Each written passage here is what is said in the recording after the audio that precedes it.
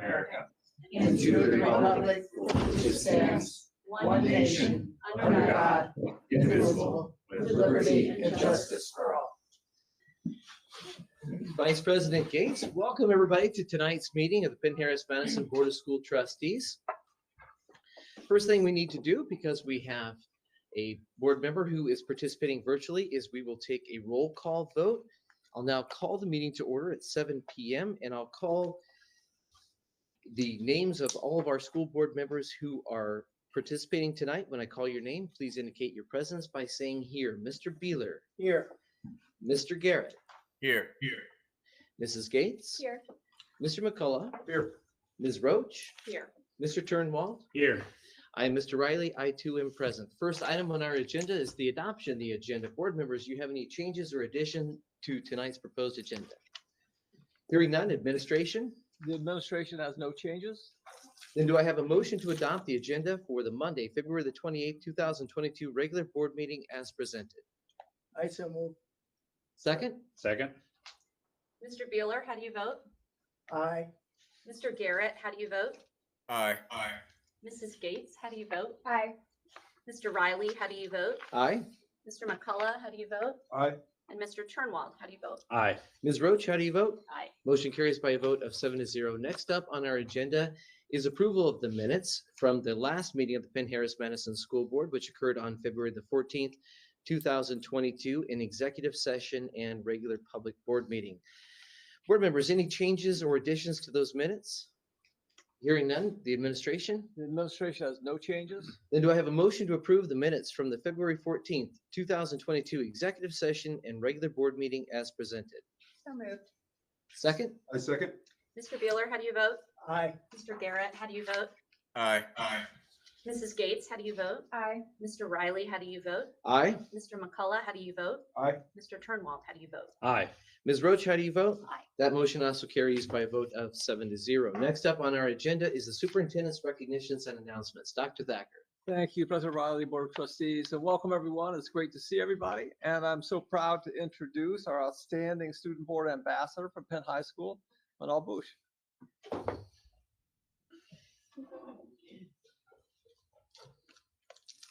Good evening, everyone. President Riley, Dr. Thacker, members of the board. Tonight, as always, I'll be sharing some academic and athletic highlights, as well as some Kingsman court updates. So, in academic news, all 10 of our National Merit semifinalist scholars successfully moved on to the finalist stage. Finalist position is determined by academic record, high school official letters of recommendation, SAT or ACT scores, and written essays. The national pool of about 15,000 finalists will compete for one of the 2,500 National Merit Scholarships. And we'll find out about that later, and I'll let you know as always. Our robotics team had a wonderful performance at the Metro League Championship tournament last week, and they were representing the Mission to Engineer program. And our speech team qualified 13 students to the state competition, which I believe is the highest we've ever had in recent years. In exciting athletic news, our very own Penn wrestling coach Harper was named to the Indiana Wrestling Hall of Fame last week. Wrestlers Juan Grange and Mateo Vargo placed second and third in their state championships last weekend. Zymarian Hollyfield won the freshman and sophomore state championship, and Dylan Bennett placed 8th at the state championship. Bella Bauer and Lily Weiss were state runners-up for the Palms duo competition. And moving on to Kingsman court news. So our Logan Center fundraiser with Dream Commission Society is finally upon us, and it's taking place next Wednesday from 4 to 8 p.m. at Noodles & Company on Grape Road. As I said last year, I am not explicitly asking teachers or staff members to attend the event, but if they somehow, by some good fortune, heard about the event and when it was and where it was, and of their own volition decided to attend, we would appreciate it very greatly, and they'd be welcomed. 1/4 of the qualifying sales that day are going to go to the Logan Center, which serves adults and children with disabilities in the community. We also this year have included an online order option, which if you use the, well, not if you, if one uses the Giving 25 code, that those funds also go to our total. So the fundraiser isn't exclusively for Penn students, so friends and family are more than welcome to join. And the official flyer with all that information, for those of you who may or may not be interested, can be found on Kingsman Nation and on Kingsman Court social media. So if any of you follow that, it'll be there as well. So that is all I have for you tonight. Thank you so much. So next Wednesday, between what hours? 4 to 8 At Noodles and Company. at Noodles and Company. Now, you don't have to be bashful about asking board members to participate. It's in the rules. Some people have a vested interest because your occasional food fundraisers have kept my dietitian employed. So some people are happy that you're asking for at least my participation. It's great to see you Perfect. always, Manal. Thank you.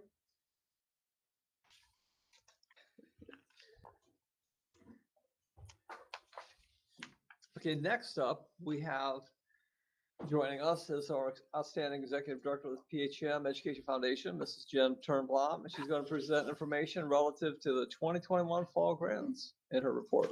Yes. Welcome. Thank you. Thank you for having me, President Riley, Dr. Thacker, members of the school board. It is an honor to be here tonight. I'm very excited to update you on things that have been going on with the Education Foundation. I do have a quick little video to just show you a few of the things we've been funding and working on lately.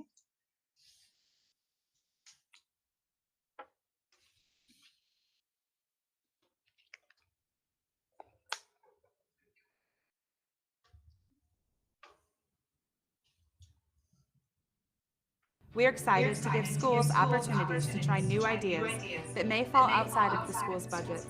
As you walk through a PHM school, you'll see classrooms with Elmo projectors, iPads, and innovative seating. You see buddy benches on the playgrounds and playground communication boards being installed for our exceptional education students. You will see new book series showing characters with diverse backgrounds and abilities. Children playing ukuleles in one school, a new piano in another. You will see elementary kids writing a story for the Young Authors Conference, or running with their peers practicing for the Big Running is Elementary race. You will see tools in the Penn Robotics Lab, and our first LEGO League teams gearing up for competition. Or you might see the Kindness to Prevent Blindness mobile lab. We are building our future, and with your help, continue to provide these amazing tools and opportunities to our schools.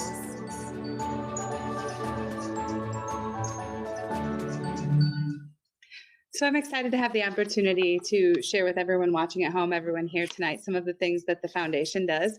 As our spring grant cycle opens tomorrow, we have an amazing grant committee that then reviews all of the grants that come in to help find innovative and new ideas to support our schools.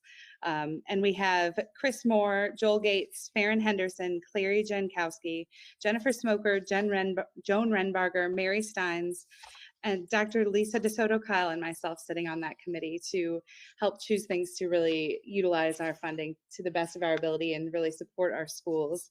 I wanted to give you a quick update on the status of the fall grants that we were able to fund. All of these grants can be found on our website if anyone would like more information in detail. But I wanted to touch on a few of the bigger grants. A few are still in progress just due to ordering and shipping delays, as we've all experienced. So some of them are not yet implemented in the schools. But we have after school clubs at Elsie Rogers. We're really excited to give them an opportunity to start art, drama, and a STEM club for their students. This isn't something they've had the opportunity to do before. So they'll be starting those this spring. Drumming to Success at Meadows Edge is a really cool program for their gym classes that combines rhythm and music with activity with the stability balls. And the gym teachers have those ordered and said that they should be arriving prior to spring break. So they're excited to get that implemented. We funded Saving Lives Through CPR, which is a really awesome grant written by Sarah Ormsby, who teaches PE and health over at Grissom. And one of our Grissom students a few years ago actually saved someone's life using CPR that they learned at Grissom Middle School. So we were really excited to be able to fund some more CPR mannequins for those classes so that they have enough to continue that program and teaching that in their classes. We also found out that the ORF instruments that we helped fund just arrived at Bittersweet Elementary, and the kids were able to play them this week. So she's sending over some videos and pictures of those as they're getting to use them in the classes. And I just heard that Discovery Middle School got their Pi badges, which is a really neat coding computer program that they were able to use in the PLTW classes. And it's a chance for students to code their own video games that then they can play in class with their peers. And we're working on some upgrades to the counseling center over at Penn, which was funded by a generous grant from Jay and Shane Galloway and family as she was rolling off of the school board. So we're excited to see that get to completion. And then we also just gave some funding to both the First Tech program and the Robotics Team 135. Which is just an amazing, amazing group of students. And just a quick update on some of the programs we're funding. We've got the Young Authors Club conference coming up actually next weekend. And we're starting work on Runnings Elementary and getting that set up in all the schools again this year. We're really excited to help continue to fund those amazing programs. And we're also continuing to look at new ideas to get things in the schools. We're looking into some STEM programs and things like that at the elementary level, just to see where the foundation can best support all of our schools. And this week also, we have a new fundraiser that we have never done before. We have our first annual job fair over at Penn High School. So we're thrilled for the opportunity to work with the high school. We'll have over 800 seniors come in, and we have over 80 businesses that have rented space in the auxiliary gym that are coming in with internships, full-time, part-time jobs. The different trades unions are coming in. And we also have 16 speakers speaking about different career paths, just to give some of the students ideas of if they don't have a plan for their postgraduate time, they can go and listen to these speakers and ask questions and get a little bit of direction. So we're really excited about a great event. We also have someone from TCU coming in to speak to all the students about good budgeting and smart financial moves to make as they're getting out of high school and entering the adult world. So thank you all so much for letting me come in tonight. It's nice to see all of you. Thank you for all you do for our schools. I really, truly appreciate it. Likewise, thank you for all you do and for all that the PHM Education Foundation does for our schools. Board members, any comments or questions? I have a comment because I got to go to my very first Education Foundation meeting last week, and it was a joy. So thank you, Mrs. Turnbull. All this work you're doing is really, it's humbling. And I think there are a lot of people out here that are very grateful. And I just want to applaud you for the idea of the job fair this week. And you mentioned it's a fundraiser. It is. And I just want to point this out. You want to talk about win-win. It's definitely a win for all of our seniors, but it's also a win for local industry. And I believe it's a fundraiser because so many different local businesses wanted to get to be in front of Penn seniors and were willing to pay for it. Yes. That you unexpectedly took in a lot more than we did. We just accepted donations because we didn't want to turn away any businesses based on cost, but they've been extremely generous. So yes, we've been able to invite in anyone that wanted to participate. I'm really proud and I'm very of that. And I'm also really happy for our seniors. Final question. Yeah. There's a gala coming up? Yes, there is our 25th anniversary gala, actually being held in our 26th year, thanks to COVID. But it will be May 21st at the Palais Royal. It's going to be a really great event. We have Blammo coming in for the after party, which is a awesome local band that has some PHM parents as a part of it, and just some awesome events. The schools are all participating. They're all submitting videos of the amazing things going on in their school with their students to really highlight all of the elementary schools. And we're excited to give away some grant money for the fine arts to a few of the schools at that event as well. Mr. Turnblom, it's wonderful because as school board members, we get to hear almost hundreds of presentations every year. about the great things that are going on within the PHM school district, and the PHM Education Foundation always ranks at the top. From all of the programs that you innovate and implement and fund, from elementary through high school, such as the job fair, it's just absolutely wonderful. I know our teachers are appreciative of the Education Foundation. I know our students are, and our parents are, and the school board is too. I Thank appreciate you that. very much for everything that you do. Thank you so much. We will move on to the next item on our agenda, which is Spotlight on Schools, Elm Road. Dr. Thacker. Thank you, President Riley, the Board of Trustees. We're really excited to have this opportunity to have a spotlight on Elm Road. So I'm going to ask Assistant Superintendent for Instruction, Dr. Heather Short, to introduce this presentation. Thank you, Dr. Thacker, President Riley, and members of the board. It's my pleasure to welcome Mrs. Madeline Beers here this evening. She is the principal at Elm Road Elementary School, and she's got some really fun updates to share with you about things that are happening at Elm this year. So welcome. Thank you. Dr. Thacker, President Riley, members of the board, thank you for having me this evening. I'm happy to be back. I had an opportunity to be here earlier this school year when I was introduced as principal at Elm Road, and I've got a chance to meet most of you, but I look forward to meeting some of our new members of the board. This school year has required incredible teamwork and flexibility. As we know, a lot of flexibility has been needed this school year. I could not ask for a more dedicated staff to do that. I'm so thankful for the staff that I have at Elm Road, our families and our students that work with us together as we've been flexible through this school year. Each day our teachers meet our students with a smile and they're ready to take on the needs and to work with them. And I am so thankful for the team I have. We talk about soaring to new heights. That was one of our themes for this school year. We are the Elm Road Eagles and we talk about soar. We're thankful to welcome back our students. We had a lot of virtual students at Elm Road last year. We had about a section in each grade level or more that was virtual last school year. So we're happy to welcome our students back into the building with us.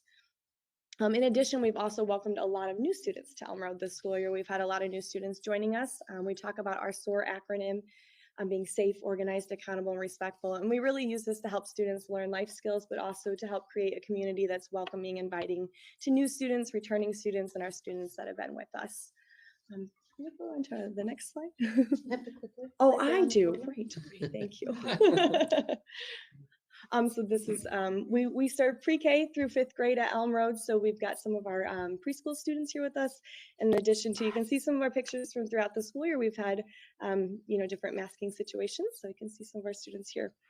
We're dedicated to growth at Elm Road. Like I said, I couldn't ask for a better staff to work on student growth and staff development. This school year, our teachers have really been focusing in on the essential 5, which is some of our big skills within reading, phonemic awareness, phonics, fluency, vocabulary, and comprehension. Our teachers have been utilizing new strategies and practices and really refining what that looks like for our students as we look to make up for some of that unfinished learning last year and making a lot of great growth in reading for our students. In addition to that, we've started Win Time, or What I Need Time, at Elm Road this year. And that is really a targeted, focused time for our students who they can either receive enrichment, if that's the level that they're at, or remediation if needed. We're really thankful for the teams we have. We've got our teachers' aides, we've got interventionists and reading specialists all working together to provide a really excellent time for students to grow during this period. And we've seen a lot of really great growth come out of it this school year. In both reading and math, we target both of those through this Win Time. Our teachers do an excellent job of working together in teams to create engaging lessons and opportunities for learning and growth for our students, and we're very thankful for that.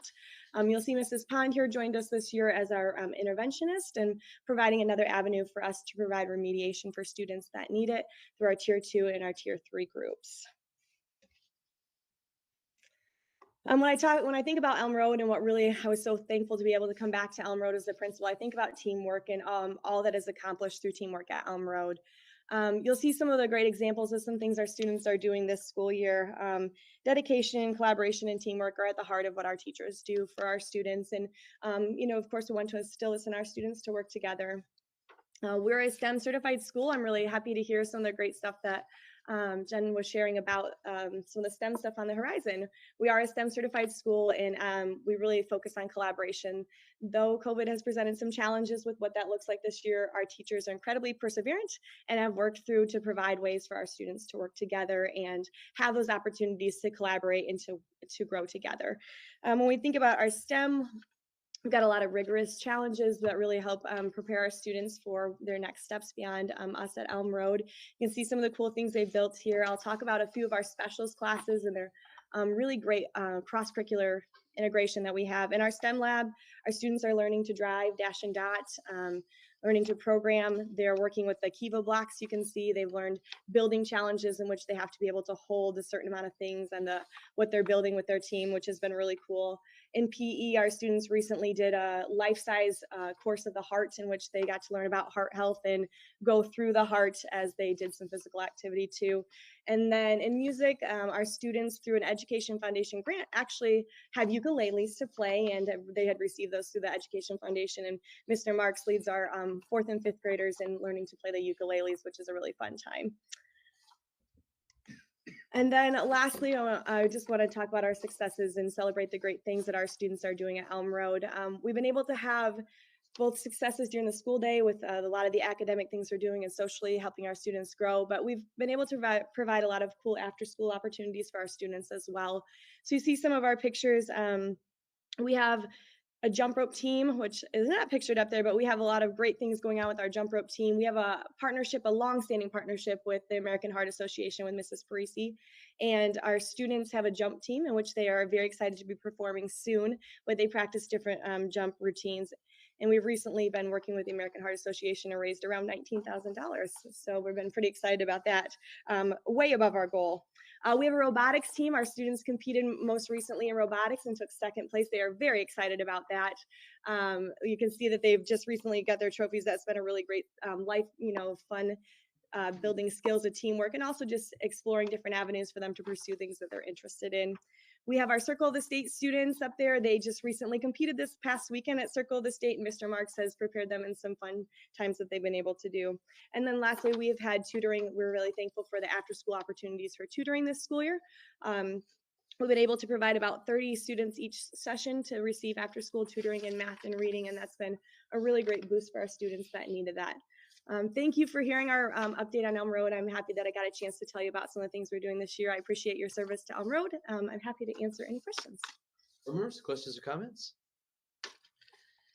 Well, Mrs. Beers, I think the last time we were at Elm Road was 2016. So it was long before you arrived as principal. Yes. And we absolutely loved it. Going down to Elm Road, we were supposed to be there tonight, but because of the change in school board protocols because of COVID, we couldn't be there. But thank you for bringing Elm Road to us. And what a great presentation. Everything that you're doing, the ukuleles and the robotics team. I'm sure our robotics team over at Penn High School anxiously awaits some of your students who are coming up through the ranks. And it's wonderful to see you. Come back again, but you can stay longer, okay? Thank you. Thank you. We'll move on to the consent agenda. Dr. Thacker. Thank you, President Riley and Board of Trustees. The administration recommends approval of 14 items appearing on the consent agenda. Appearing on the personnel report of administrative staff is the retirement of Mike Sager, Director of Safety and Student Services, following 19 years of service. This is always bittersweet because we have these phenomenal educators who are doing something sweet. They're going on to have some other experiences in life. But Mike's been here for 19 years, and under certified staff, we have 5 teachers going to be retiring. Beth Cummock, teacher at Grissom Middle School, following 32 years of service. Trent Yeoman, teacher at Penn High School, following 35 years of service. Doreen Pond, teacher at Elm Road Elementary School, following 25 years of school. Marcy Messer, teacher at Horizon Elementary School, following 14 years of service. And Sandra Budd, teacher at Grissom Middle School, following 15 years of service. So just absolutely fantastic educators. On behalf of the board and administration, wish Mike, Beth, Trent, Doreen, Marcy, and Sandy the very best in their upcoming retirements. Thank you, Dr. Thacker. Board members, any questions or comments? Hearing none, do I have a motion to approve the February 28, 2022 consent agenda as presented by Dr. Thacker? I so move. Second. Mr. Baylor, how do you vote? Aye. Mr. Garrett, how do you vote? Mr. Garrett, how do you vote? Aye. Mrs. Gates, how do you vote? Aye. Mr. Riley, how do you vote? Aye. Mr. McCullough, how do you vote? Aye. Mr. Turnwell, how do you vote? Aye. Ms. Roach, how do you vote? Aye. That motion also carries by a vote of 7-0. I'd like to take a moment and respond to something that Dr. Thacker said. You know, we are losing 5 great educators to retirement, and we certainly wish them well, a very, very happy retirement. I'd also like to take a moment on behalf of the board and the district and the administration and the students and the parents to recognize and thank from the bottom of my heart all of the painstaking efforts that Mike Sager has undertaken in his term as our Director of Safety. There is nobody who has cared more about the day-to-day detail-oriented safety procedures than Mike Sager. And thank you so much, Mike. We wish you and Denise a wonderful, happy retirement. You will be sorely missed, and Godspeed to the both of you. We'll move on to our next item, which is our instruction action item for the evening. Dr. Thacker. Thank you, President Riley, Board of Trustees. Assistant Superintendent for Instruction, Dr. Heather Short, will share a request for approval of the elementary textbook reading adoption. Dr. Short. Thank you, Dr. Thacker, President Riley, members of the board. As you may remember, at our last board meeting, we had a formal presentation from Dr. Lisa Soto-Kyle and Mrs. Lisa Russell, who were 2 of the co-chairs for the Elementary Reading Adoption Committee. And we gave you the process that we utilized this year. We talked a lot about all of the involvement that we had. And this evening, we are hoping for approval for the request to move forward with the adoption of the MyView reading program for grades kindergarten through 5th. I'm happy to answer any questions if you have them. Thank you, Dr. Short. Board members, any questions or comments? 2 quick questions. So just in order to support kind of a high quality implementation of the new reading program, can you walk us through or just talk briefly about what professional learning opportunities or workshops or training will be provided to teachers? Like if I've been teaching Reading Street for 20 plus years, I might have my curriculum adjusted in a certain way. So how would I be supported this next school year? Sure, absolutely. So it will be multifaceted when we do a new adoption. So if you remember last year, we did our first literacy summit. We will have a second literacy summit this year. That won't be specifically targeted to the new program, but will be targeted to the science of reading, which is where the majority of the new content stems from. So what we'll do is over the summer, we will offer grade level specific professional development for teachers. And then as people come back in the fall, we will continue with varied efforts so that we can go to schools and see what teachers need. Generally, what we have learned is when we do the initial professional development scope and sequence, that's a lot of information initially for a teacher. But if we follow up within the first month of school, then they've actually gotten their feet wet with the program and they have some specific questions about how the best ways are to move forward. So then we'll bring some of the experts back in, and then generally speaking, we'll have a few local resident experts as well that will be providing services and additional professional development for teachers. Great. And then the other question I had, probably more so as a parent, but so does the MyView literacy digital platform integrate with a Google Classroom so that a teacher can easily assign the assignment through Google Classroom? So if we have an e-learning day or whatever, that it's not 15 steps or just a very complicated system. I'm not speaking from any personal experience, just curious about its technology integration. It does. We actually had 2 members of our instructional technology department sit on our committee so that they would be able to explore just that, so that we were trying to make sure that making it as simple as possible in order for students to receive what they need and then parents to be able to support that as well. Thank you. Thank you, Mr. Turnbull. Thank you, Dr. Short. Other questions or comments? Okay, before we call for a vote, we do have 3 individuals from our public who have signed up to address this particular agenda topic. And before I call them up, I will read this disclaimer. At regular meetings, public is invited to address the board on specific topics. A time limit of 3 minutes shall be enforced for persons wishing to speak during this item of the agenda. It is requested that names and addresses be stated at the beginning of such comments. Individuals may speak only once during this section of the agenda. Personnel issues are absolutely not to be addressed during open sessions of the board. Concerns about individual employees of the district should be brought to the superintendent or his designee. The board does not respond to questions or comments posed during this time. Two of our public members who'd like to address the board are here in person, one virtually. I'll call on the people who are here in person first, and we'll start with Anastasia Glassburn.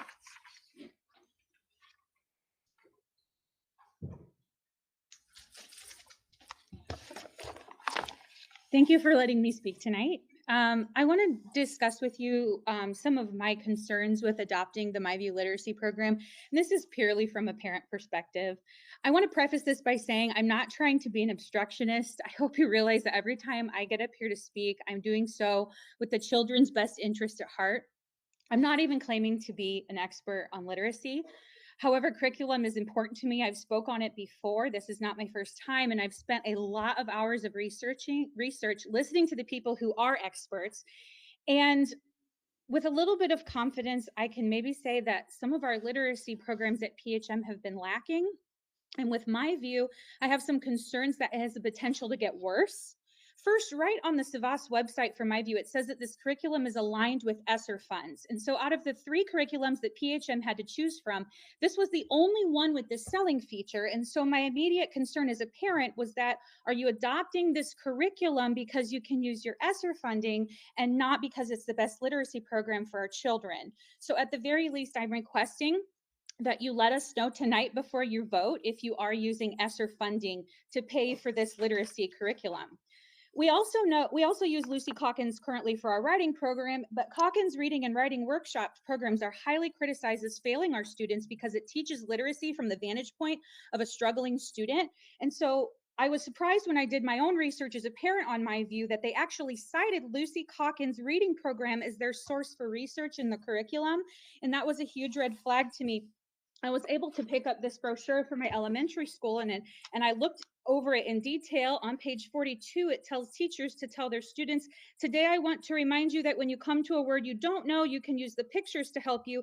Think about what word might make sense with the pictures. And this is disappointing to me because the research is overwhelming in favor of good old-fashioned phonics and building a solid foundation in phonemic awareness. This curriculum does use phonemic awareness, but it's not based strongly in that. Having kids guess words and look at pictures, that's how struggling readers get by. Good readers use phonics, not contexts. I'm also concerned about the leveled reading groups. They're using Fountas and Pinnell, leveled literacy interventions for reading. And this is a concern because it again goes back to context, completely disregarding phonemic awareness. It's having kids guess. And I do have solutions. My solution is that PHM look at the program called Core Knowledge Language Arts, CKLA. This is a heavily phonics-based program. It incorporates a knowledge-based program in history and geography that uses core classics as texts for K through 5. This is a public school program. It's not a fringe program. It's already being used in many public schools in other states with great success. You can research that yourself. I'm not trying to criticize people who do this for a living. This is from me as a parent. I really 3 minutes don't have think that expired. this Thank is you, ma'am. the best program, and I think our kids deserve a little better. Thank you very much, Mrs. Glassburn. We appreciate your comments. Next up is Christy Witt.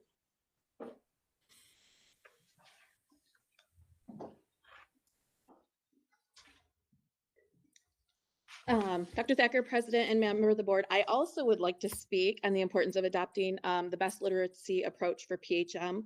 We keep hearing that the kids are behind because of lost learning with COVID, but I challenge that to a degree.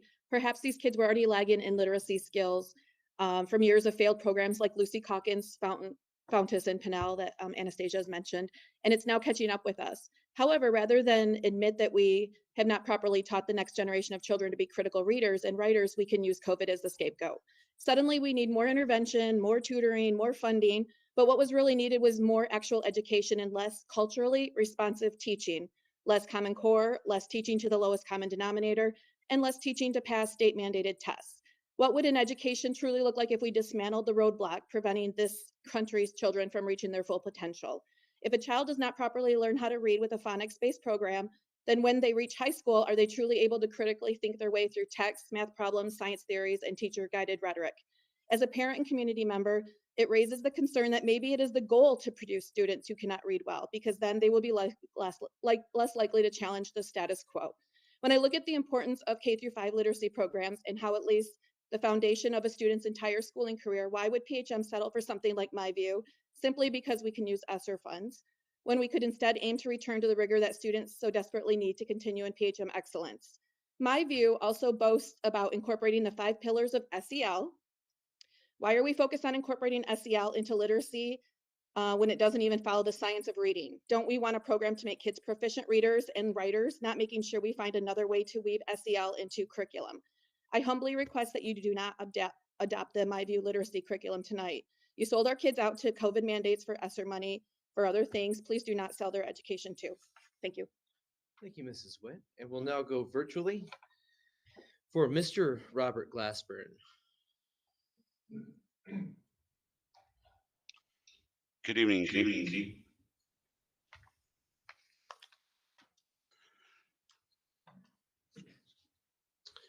All right. I just want to thank you for letting me address the board this evening. I would like to speak to you regarding the adoption of the selected MyView reading curriculum for K through 5 at PHM.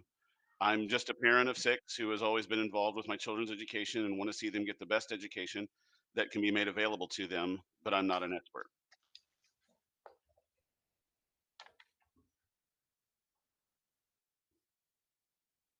Still there?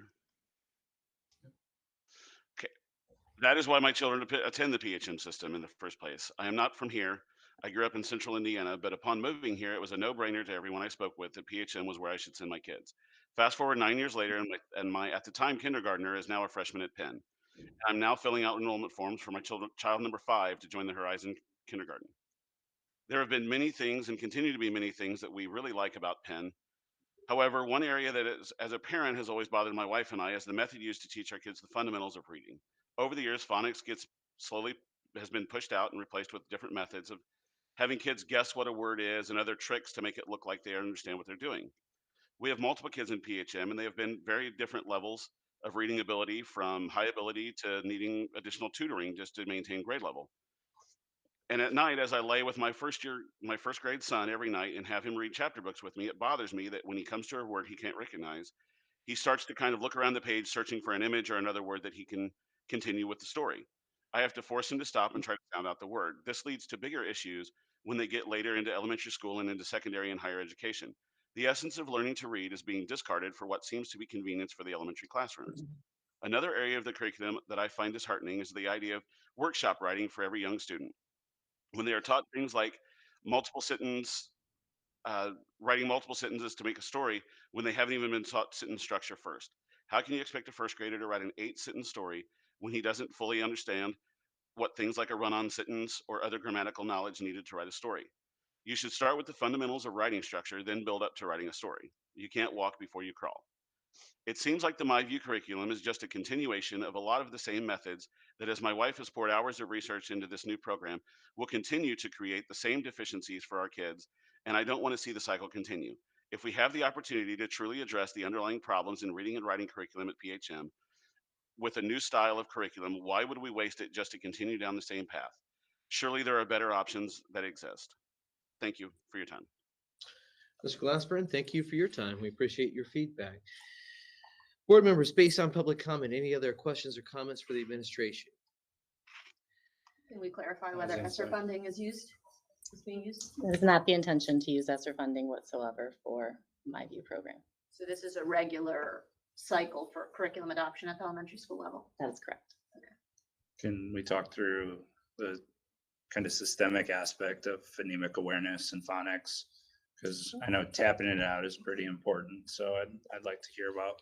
I'm happy to. So our phonics program, our early literacy program, is Foundations. We utilize that K2 in every classroom in the district. And so while there is always a phonological component within a reading series, we ask our teachers to sidestep that and talk specifically about Foundations so that we do really address the phonemic awareness and the importance of the Big Five, as Mrs. Beers pointed out earlier this evening as well. So Foundations would still be a critical element within. That is correct. As a supplement to this material. Right. Actually, they would come out of the reading program for Foundations for the phonics component for K2. Other questions or comments? Okay, hearing none. Do I have a motion to approve the recommendation to adopt the MyView Literacy Program by Savas Learning Company as presented? I so move. I second. Mr. Bueller, how do you vote? Aye. Mr. Garrett, how do you vote? Might want to unmute Mr. Garrett. Aye.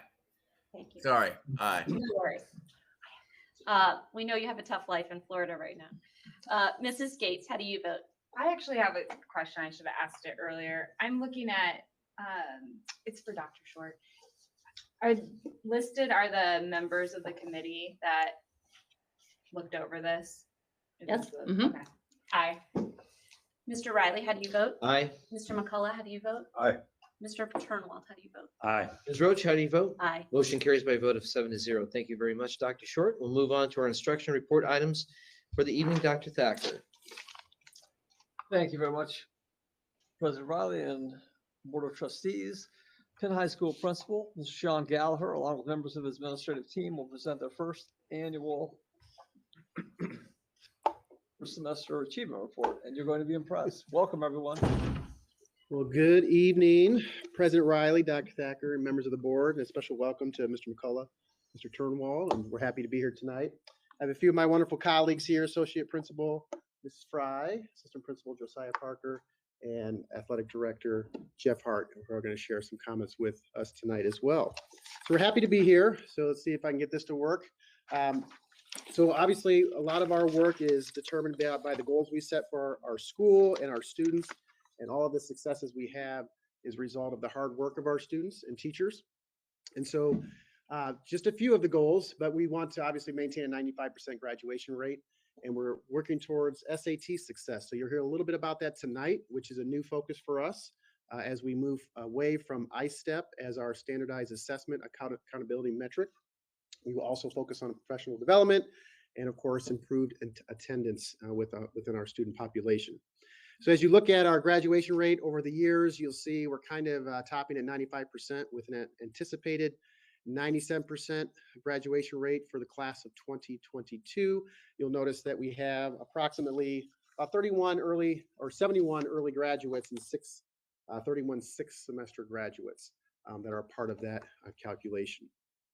I wanted to highlight on this next slide some information on student grades, as this was a topic we discussed last year around this time, as we looked at students during the first semester of a tough year last year during the pandemic. And so we've been tracking kind of student grades. And as you can see here, it's kind of hard to read, but you'll notice the first two graphs are 2019-20 and then 2021 first semester results in terms of the percentage of grade distribution across our school.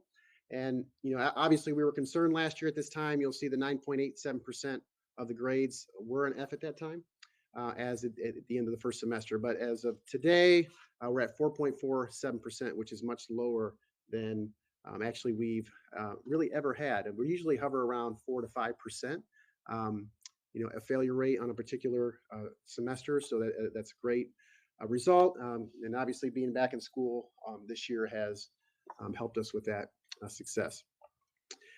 Freshman on track data is also an important metric, especially as we look at our graduation rate and make some predictions as we look to support students. You'll see the very far bar graph is our current freshmen. So we have about 93% of them that are currently on track. And what on track simply means is they have earned at least 5 credits towards their diploma, right? So if they earn 5 first semester, 5 second semester, they get 10 a year. That gets them to at least 40 by the end of their senior year. Most of our seniors end up with around 50 to 60 credits by the time they graduate, because we offer way more opportunities for them to take classes at the high school level. So I want to point to the 86.25%, because that's an important metric. That was last year's freshmen at this time. So when we look at the next graph here, you'll see those students are now sophomores. And so this is our on-track data for all of our grades, sophomores, juniors, and seniors. And we calculate on track a little bit differently for them. You'll see on track for a sophomore is 15 or more credits, and then 25 or more for a junior, or 35 or more for a senior. So you'll see we were at 85% last year around this time, and our sophomores now are around 92 to 93% of them that are on track. So a lot of that has to do with our summer school programming last year to help students catch up and any credit recovery they may have taken between last year and this point. So that's good news. Penway is a part of our credit recovery program. We have about between 90 and 100 students that are enrolled at Penway, and you can see that their credits, their average credits per day is listed there. And again, you'll see that number is going up. I think we're going to eventually get to a point where we don't want that to go up. I don't know where that number is quite yet, because that would mean we have more students needing the credit recovery. But obviously, this number is a little bit higher this year for the same reason. Students are still recovering some credits from last school year that struggled. So our credit recovery team and our alternative ed staff members are doing a great job keeping kids engaged and on task with their work. And then we also, as we think about academic success, we look at our college and career readiness rates. And just a reminder for those, I've reported this out every year. And for those that are new, this basically is a percentage of seniors who have either earned at least one dual credit at any point in their high school career, or have scored at least a 3 or higher on at least one AP exam at some point. So you'll see, right now we're hovering around 70%, which is down. And so we were thinking about, is that concerning? I mean, the state expectation is 25%. We're obviously exceeding that. I think part of that decline is due to some of our seniors not taking a dual credit class their senior year, especially during the scheduling process. They elected not to. And so we're going to see that actually start to increase this next academic year as students are signing up for classes currently. All right, I'm going to turn it over to my colleague, Ms. Fries, and talk a little bit about our early college success. Thank you, Mr. Gallagher. Good evening, President Riley, Dr. Thacker, members of the board.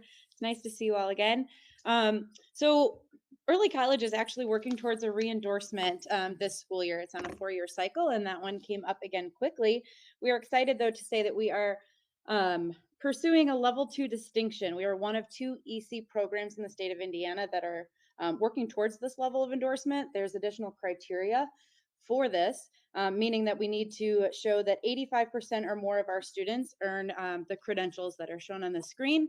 And our students from the 2020-2021 cohort last school year just crossed that benchmark, and we only expect it to increase from there. So very exciting news. It may be a challenging year, but thanks to the teachers, the students, and the parents for working hard and overcoming that line to give us the just confidence to move forward with that endorsement. So we look forward later this month to hosting our partners from CEL out of the University of Indianapolis, which is the Center for Excellence in Leadership and Learning. So looking at that graph, then I want to point out the difference between the ICC, which is a 30 block of credits that is legislatively required to transfer to any public post-secondary institution in the state of Indiana, and then the associate's degree, which most of us are familiar with. So that overall total is increasing, but as you can see, the true increase there that's noticeable is that 30 block. So that one is really important. We're putting an emphasis on that more so even than the associate's degree, because we have students who have specific needs or desires beyond high school. And so they are exploring different options that they have to earn a pathway that is really meant to meet their goals and what they're doing after high school. And a lot of times that additional flexibility then allows them to pursue those things while still earning those 30 credits. So that has been exciting. And here I am telling you that we're excited about more. I should probably pause to celebrate that we did rank first in the state of Indiana in terms of the number of students earning their Indiana College Core last school year, with a total of 91, followed by Floyd Central at 78 and New Albany with 68, but I can assure you that difference will be higher this year. As we move on, Mr. Gallagher mentioned that I will be talking a little bit about this transition. So yes, our school accountability metric shifted. And so we're moving on from ISTEP to SAT. All of our juniors will take the SAT this week, as a matter of fact, in a couple of days. They began pre-administration steps today, and things are off to a good start. Students have been working hard and teachers have been working hard to get them ready for this. So as you can see in the table, we're not just focused on the juniors because we want to start preparing them as soon as possible. So we do have steps in place for our 9th graders, our 10th graders, and our 11th graders as they get ready for that exam. So one advantage of this shift, and there are a few, is that there's really, really valuable practice out there and available, lots of it.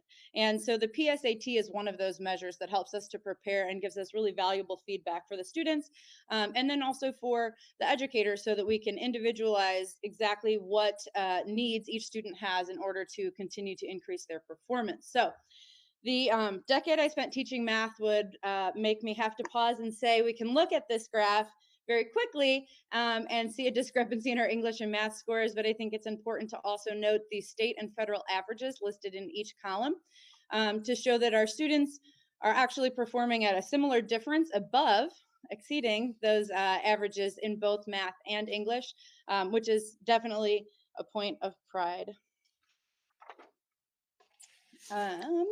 It's been maybe a couple of years since most of us have taken the SAT, so we had to dive into some professional development when we kicked off the school year to look at how it has changed and make sure and reacclimate ourselves with what exactly was needed in order to prepare all students.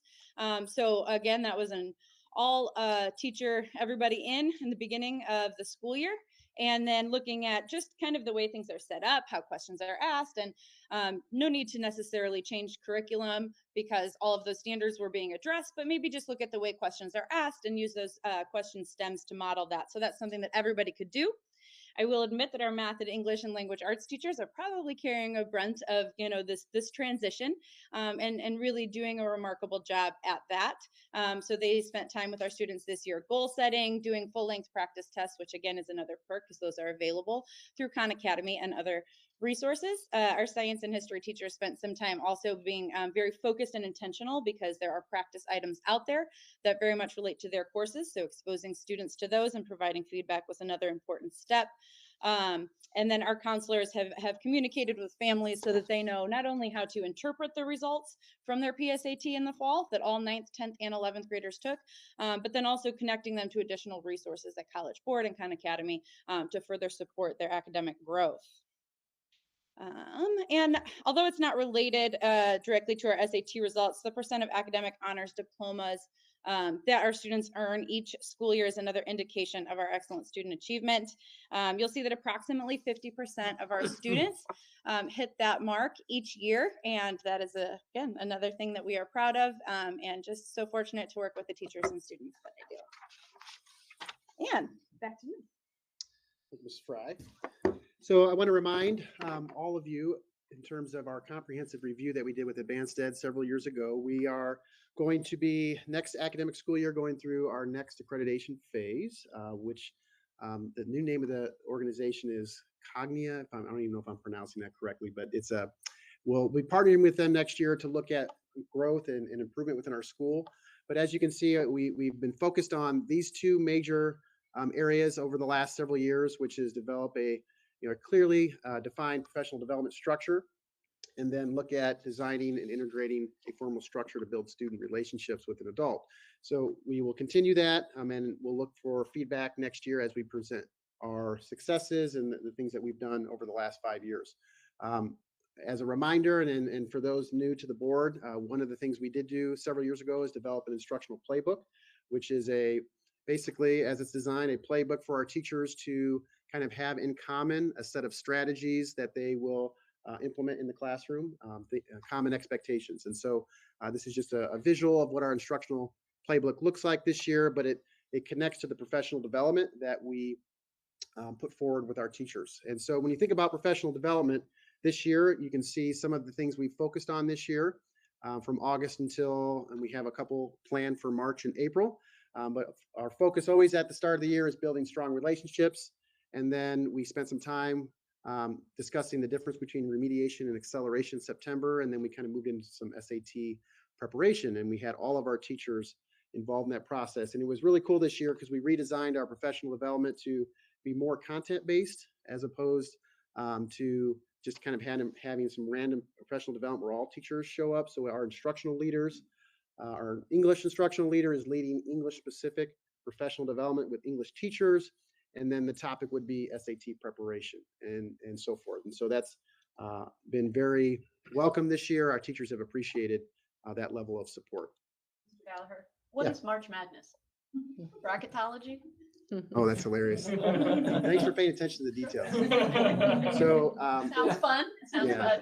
So March is going to be kind of a smorgasbord kind of an idea where they're going to get to select certain teachers. We have teachers that are now going to present, and they've elected to present something that they feel passionate about. And so we're going to have English teachers presenting. So the other teachers are going to get to pick which sessions they go to within that. So that's kind of a variety, a variation of what we have been doing, but we'll have some different people presenting. It's just fun to say March Madness, I think, during the month of March, which is tomorrow, which is exciting. And then, of course, design and integrate and evaluate a formal structure to build relationships with students and an adult. And so we've had our advisory block for the last several years. And so again, we present lessons once a week, and our topics that we focus on are listed there below. And so we are continuing with that goal. All right, I'm going to turn it over to Mr. Fry, who's going to talk a little bit about some probabilities. Did I say Mrs. Did something Fry? happen between the two of you?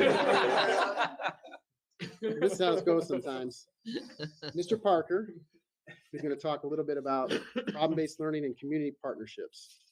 And I'll leave this for you. Okay, there you go. Thank you, Dr. Thacker, Mr. Riley, members of the board. It's great to be in front of you again and share some of the great things going on at the high school.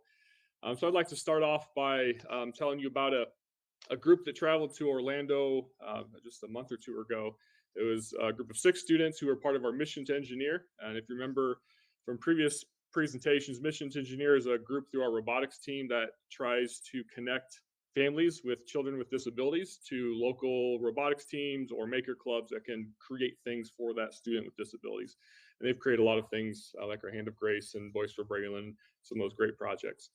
So they were invited to present at the National Assistive Technology Conference in Orlando and kind of share some of the great things they've been doing and spread that word and try to get connections so companies and individuals or hospitals can find groups in their area to help do the same things our students are doing.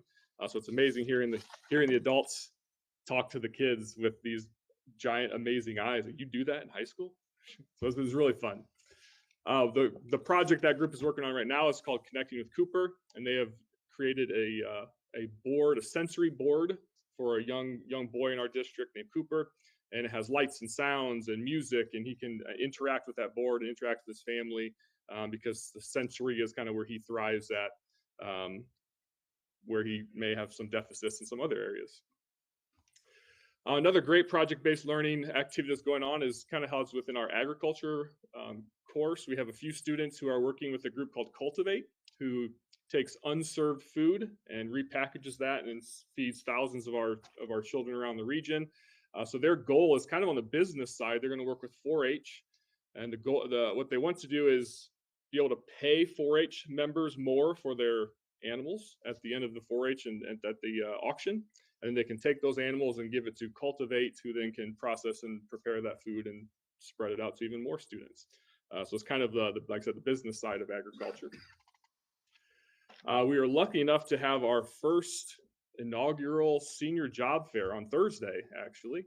The Education Foundation has worked with me to kind of help set this up. We have, I think, 80 companies coming in on Thursday who are going to provide summer jobs, part-time jobs, could be full-time jobs or careers to individuals who are going right into the workforce, show students what they can come back to after college if they're ready for that.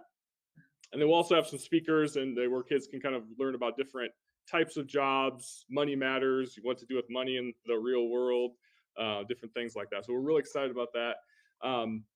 We also worked with the South Bend Regional Chamber on an Earn Indiana grant.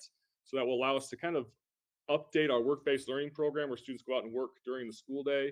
The goal of this is to get more of our students that are free and reduced lunch to get jobs and kind of break down some of the barriers that they may have to have internships, and companies actually will get reimbursed for hiring some of those students.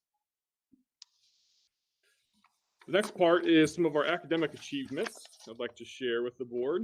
Our speech and debate team is part of the 100 Club, which is a National Speech and Debate Association recognition. Basically, they've kind of reached the 100-point level, which makes them sort of an elite team in the speech and debate world. We also had a student who placed first at our last speech and debate event, and she qualified for the national tournament from that. Our Spell Bowl team placed second. They were runners-up at the state Spell Bowl competition this year, which is really exciting. And we had almost 100 students earn an award for the Scholastic Arts winners, or Scholastic Arts Awards. Their pieces are hung in the museum in South Bend, actually. We had 4 students who were Presidential Scholar nominees. If you remember from previous presentations, this is a wonderful national recognition to some of the top students in the country. So these 4 students are doing a great job. You'll see some of them here in just a little bit. The Indiana Association of School Principals have recognized these 4 students as rising stars. So they are current juniors who have shown academic progress would not be the right word. Achievement, great academic achievement as juniors. So they're kind of looking forward to what they can do as seniors. We had 4 students who earned the Lilly Endowment Community Scholarship this year. All 4 of them from our region are from Penn High School. So they will have a great scholarship as they go on their way to college next year. We have 3 students who all qualified for a new Posse Award out of Purdue. Again, another great recognition, a lot of hard work for these students to earn that recognition and earn that award as they go to Purdue University.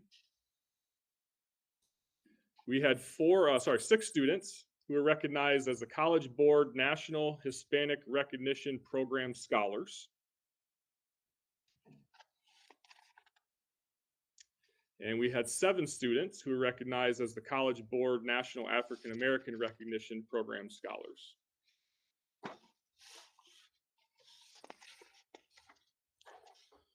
National Merit finalists, we were just recently notified in February that all 10 of our semifinalists have made it on as finalists now. So that makes them some of the top high school students in the nation, some of the top 15,000 in the entire country. So I'm going to ask each of them to come up here and just introduce themselves and maybe quickly tell us what college they're going to next year if they've made that decision already. We'll start over here. I'm J.R. Roach, and I'm planning to attend Stanford University. I'm Luca Nijam, and I'll be attending the University of Notre Dame. I'm Salam Philly, and I'm considering the University of Notre Dame.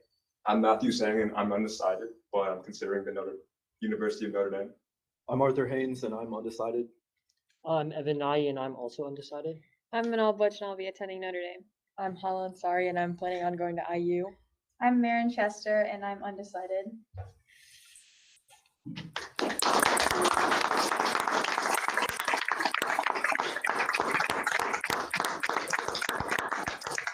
Mr. Parker, if I can interrupt you for a moment, I just have a suspicion that there's a school board member who might be a very proud mom. Mrs. Roach and JR, this is wonderful. Congratulations to all of you, and JR in particular. And Mrs. Roach, would you like to have your picture taken with him? Sure. I'm gonna not embarrass JR, but my tears back.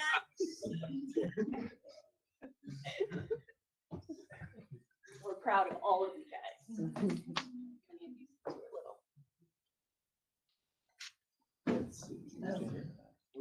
I can take the photo. How about that? Thanks for taking time out of your Monday to be here.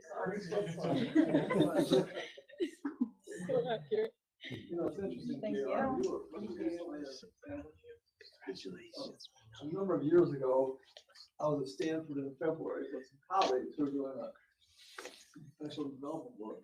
And it's February, and the swimmers were practicing outside. I'm not seeing any swimmers outside. It was strategic to go visit in February. Where's President Riley, of course. Oh, Mr. Randy, would you like to Thanks. question? Sure. You didn't have to do this. We'll do our. I appreciate it, because I'm usually the one taking the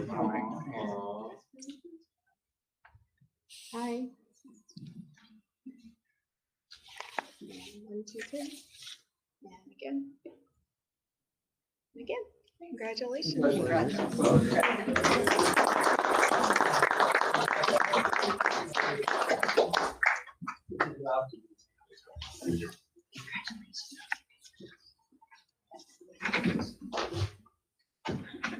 All right, and I'll turn it over to Jeff Hart, our athletic director. Thanks. That's not easy to follow. I'm Jeff Hart, and I barely made it through Ohio State. So.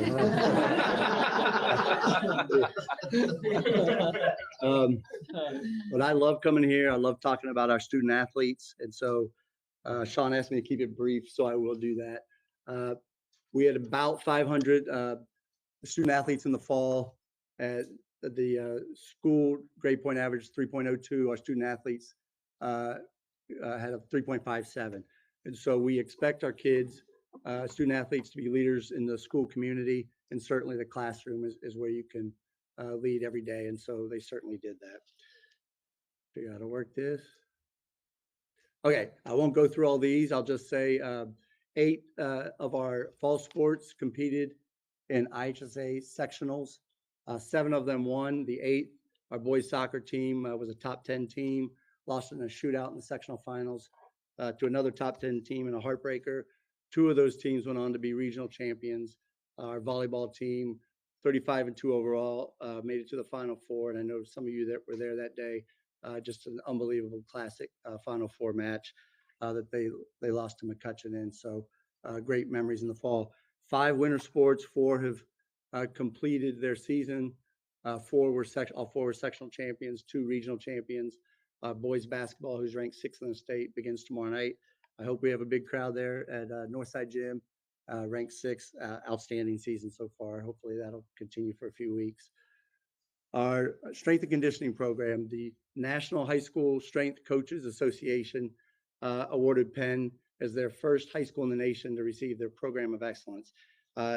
There's some things that come from different buckets: technology, participation, leadership, things of that nature. Top program in the nation. And obviously when you do that, you have wonderful student athletes that care, that go above and beyond, but you also have wonderful positive leadership. And Coach Cates, if for those of you that have not met him, certainly is one of the great leaders that I've been around, and I've been around a lot of great coaches. Our girls wrestling team won state for the 5th time in 6 years. We are getting, there's an explosion in the sport nationwide. So Ohio just became the 37th state that sanctioned girls wrestling as one of their official sports. Indiana's getting close. We're ready to hit the ground running when you have a leader like Coach Harper. Obviously, great things like this happen. So we're very proud of these girls. Lily Christensen, the fastest swimmer in the state. When you win the 50 free, that's the sprint. It's like the 100-meter dash in the Olympics. She did it last year as a freshman. This year, she got in lane 4 going against a girl from Carmel. Both of them were in the Olympic trials last summer. Lily beat her, broke a state record, and swam the 6th fastest time in the nation this year for high school students. So unbelievable. We have her for 2 more years here at Penn, and I believe our phones will be ringing from college coaches.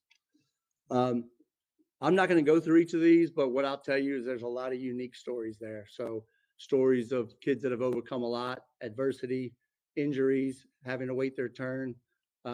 Some of them redemption, where they've made mistakes and come back. But what they've all have in common is competitive excellence. So when they've needed to be at their best, they've been at their best. And so these kids all were state placers in various sports up to this point in the year, and just a tremendous balance of girls and boys, different sports, and we couldn't be any more proud. And those things don't happen unless you have great coaches. I'm surrounded by great coaches every day. These 2 were recognized this year. Coach Pollock was a regional coach of the year for volleyball. She's a Hall of Fame coach. Her resume goes without saying. I heard Coach Harper mentioned earlier, Hall of Famer as a wrestler. He's too young to be named a Hall of Famer as a coach, but he's certainly on his way. And so great leadership that these kids have. And so thank you for letting me highlight these kids. Thank you, Mr. Hart. And so to kind of wrap things up, I just want to remind everyone in terms of kind of all the things that we shared today can't happen without wonderful students, wonderful parent support who are working together to achieve success. And so one of the things that we were recognized for is being a best high school by U.S. News and World Report. And just as a reminder, that recognition comes from a variety of things, but specifically AP exams, standardized test data, and our graduation rate data. And so that puts us in the top 4% in Indiana, top 7% in the nation. So we're excited for what's to come in the future years at Penn High School. We're proud of our students and our teachers and the success that they have. And I'm just happy to be the principal at Penn High School. So we're here to answer any questions if you have any. We thank you for your attention. Thank you, Mr. Gallagher, Mrs. Fry, Mr. Hart, Mr. Parker. In listening to the presentation, the phrase "where we were and where we are" kept coming to mind. Historically, and then within the last 2 years. Where we were within the last 2 years at times wasn't where we wanted to be. But where we are now is exactly where we wanted to be, and even a little bit better than the expectations. And thank you, Mr. Gallagher, Mrs. Fry, Mr. Parker, and Mr. Hart for everything you've done to get us through these extraordinarily challenging times, from where we were to where we are.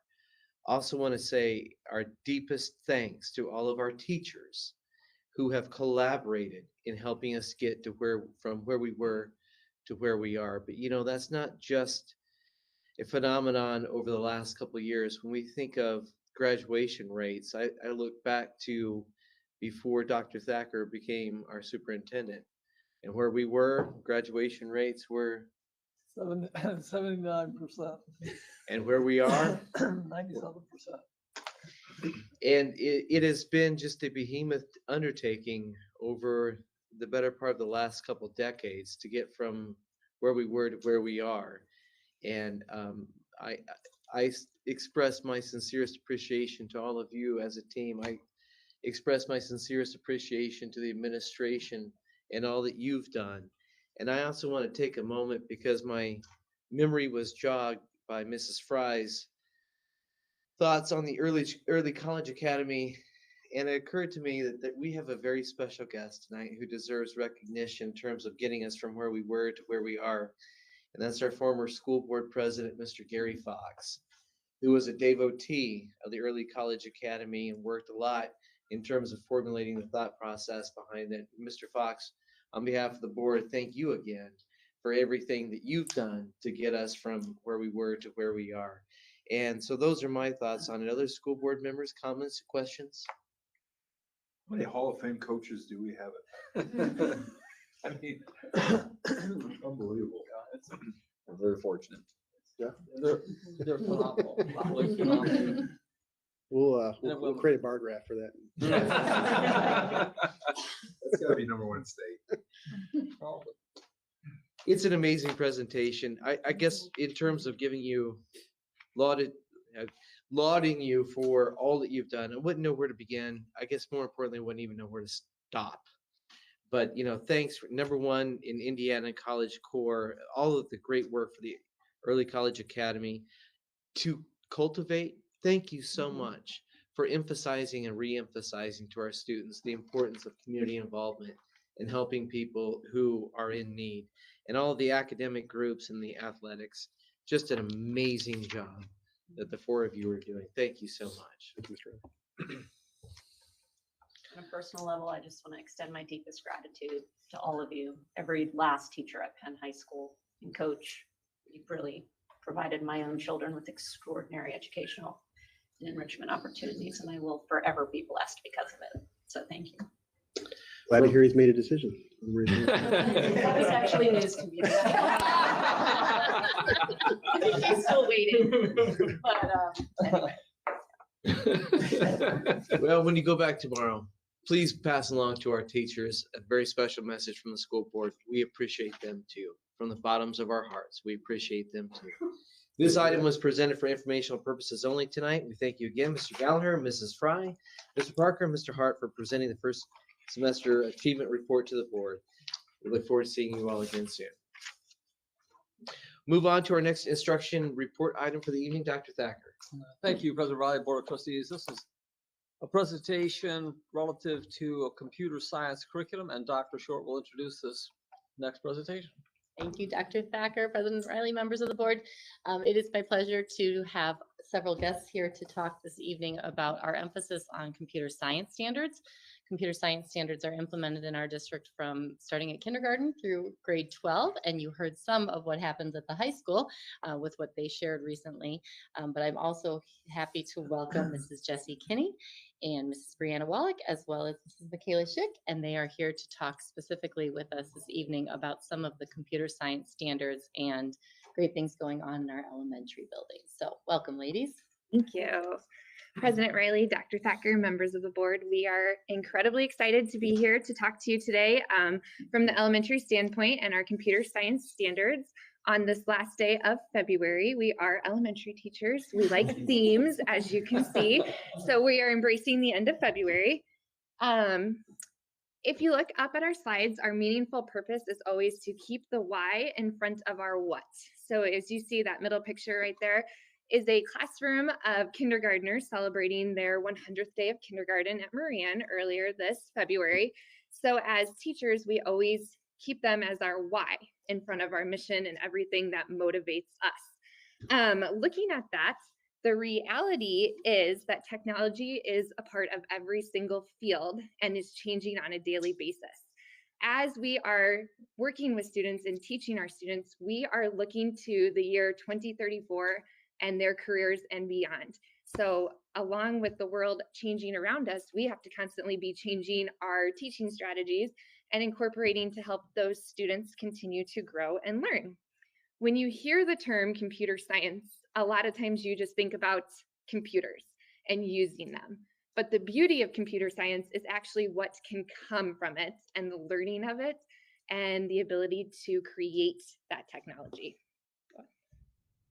So our mission this year, the IDOE pushed out mandatory computer science or required computer science standards for our grade level bands from kindergarten through 8th grade. They are in grade level bands, so we have K2, 3, 5, and 6, 8 that have different standards that have to be addressed throughout the school year. The standards are based on computers, data, networking, programs, and then the impact on culture. Oh, thanks. Sorry. No, you're good. Yep. So with that, our mission was given to us, and then we, of course, kept our why in front of us, our students. And thanks to the leadership of Dr. Thacker, Dr. Short, Dr. Soto-Kyle, and the Director of Technology, Matt Hapke, at the elementary level, we have been talking about computer science standards for many years. And with this requirement, we were already in really good shape to be able to implement these into our classrooms this year. Some new things that we did have to add was a new computer science standard map that has been pushed out to teachers. We are using the code.org program to help teachers implement that in with our students. We have had Project Lead the Way for many years, and we have been working on training our teachers for many years. We also have Scratch Junior, and we have a Seesaw purchase program that is a great use for our computer science as well. This year, we added the Sphero pilot program at Marianne, and Elm Road has Picture Perfect STEM. So those are two new programs that we are working through. And as we are looking at our computer science, we always want to keep in mind that at the end of the day, it's all about students learning communication, creativity, collaboration, critical thinking, perseverance, and problem solving. And as you can see from those pictures up there, the wonderful thing is that we can integrate this into our curriculum on an everyday basis. And I brought two amazing teachers with me today to kind of give you a breakdown of how they are doing it in their worlds. So first we have Bree with kindergarten. All right. So in the primary grades, of course, kindergartners come into school and they have a surprisingly large understanding of how to navigate an iPad and how to consume using the iPad. But my job as a kindergarten teacher is to show them that while in addition to watching videos and playing games with this iPad, you can create using this iPad as well. So we use several different programs to create in our classroom. We use a program called Book Creator, so they get to create their own stories and then publish them using Book Creator, and then they record their voice too, and they think that that is really great. We also use something called Chatter Pics, where it makes anything that they take a picture of, it makes them talk. So then we're able to integrate both our hands-on learning combined with technology. We also collaborate using Google tools. Sorry, I'm a little nervous about this. But they even use Google Sheets and get some like basic experience using Google Sheets at this primary age. They also use critical thinking through code.org in the computer lab. They also use Scratch Junior through our Project Lead the Way curriculum in our classroom, where there's a picture of a little girl, and she's so excited because she figured out how to code her character to move across the screen and jump in and disappear into the water. So they are learning how to do some basic coding at this age. In addition to the Bebots at the bottom, our corporation has these Bebot robots where they can learn how to code their robot to a specific spot on the map. So that was basic what they did in February, but then we'll extend that into integrating it with our curriculum as well. And then lastly, they also use the Seesaw app in order to communicate with their teachers and their families. And so it really bridges that gap between parents, teachers, and students and allows them to have a voice.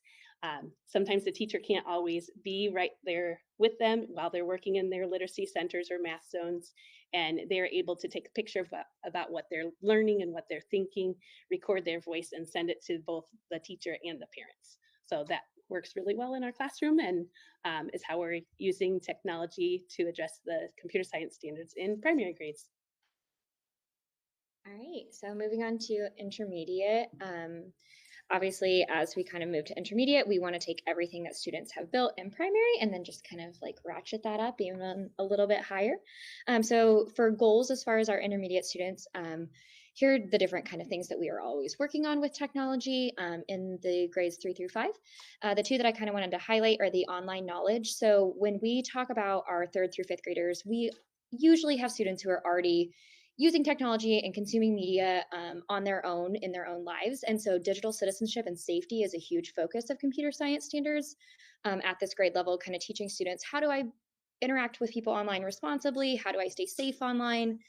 Is a big focus for us. We have online safety lessons at the beginning of the year, and just it's kind of a constant communication throughout the year. Also, like we were saying, students do come to us knowing some technology and wanting to have fun and wanting to use it. So oftentimes even a non-preferred activity can become more preferred if we are using technology in a fun way. Here are the list of different programs that we used when I was asking my teammates, like, hey, what do you guys think I should bring to the school board? These are some of the programs that they mentioned using and loving to use in their classroom.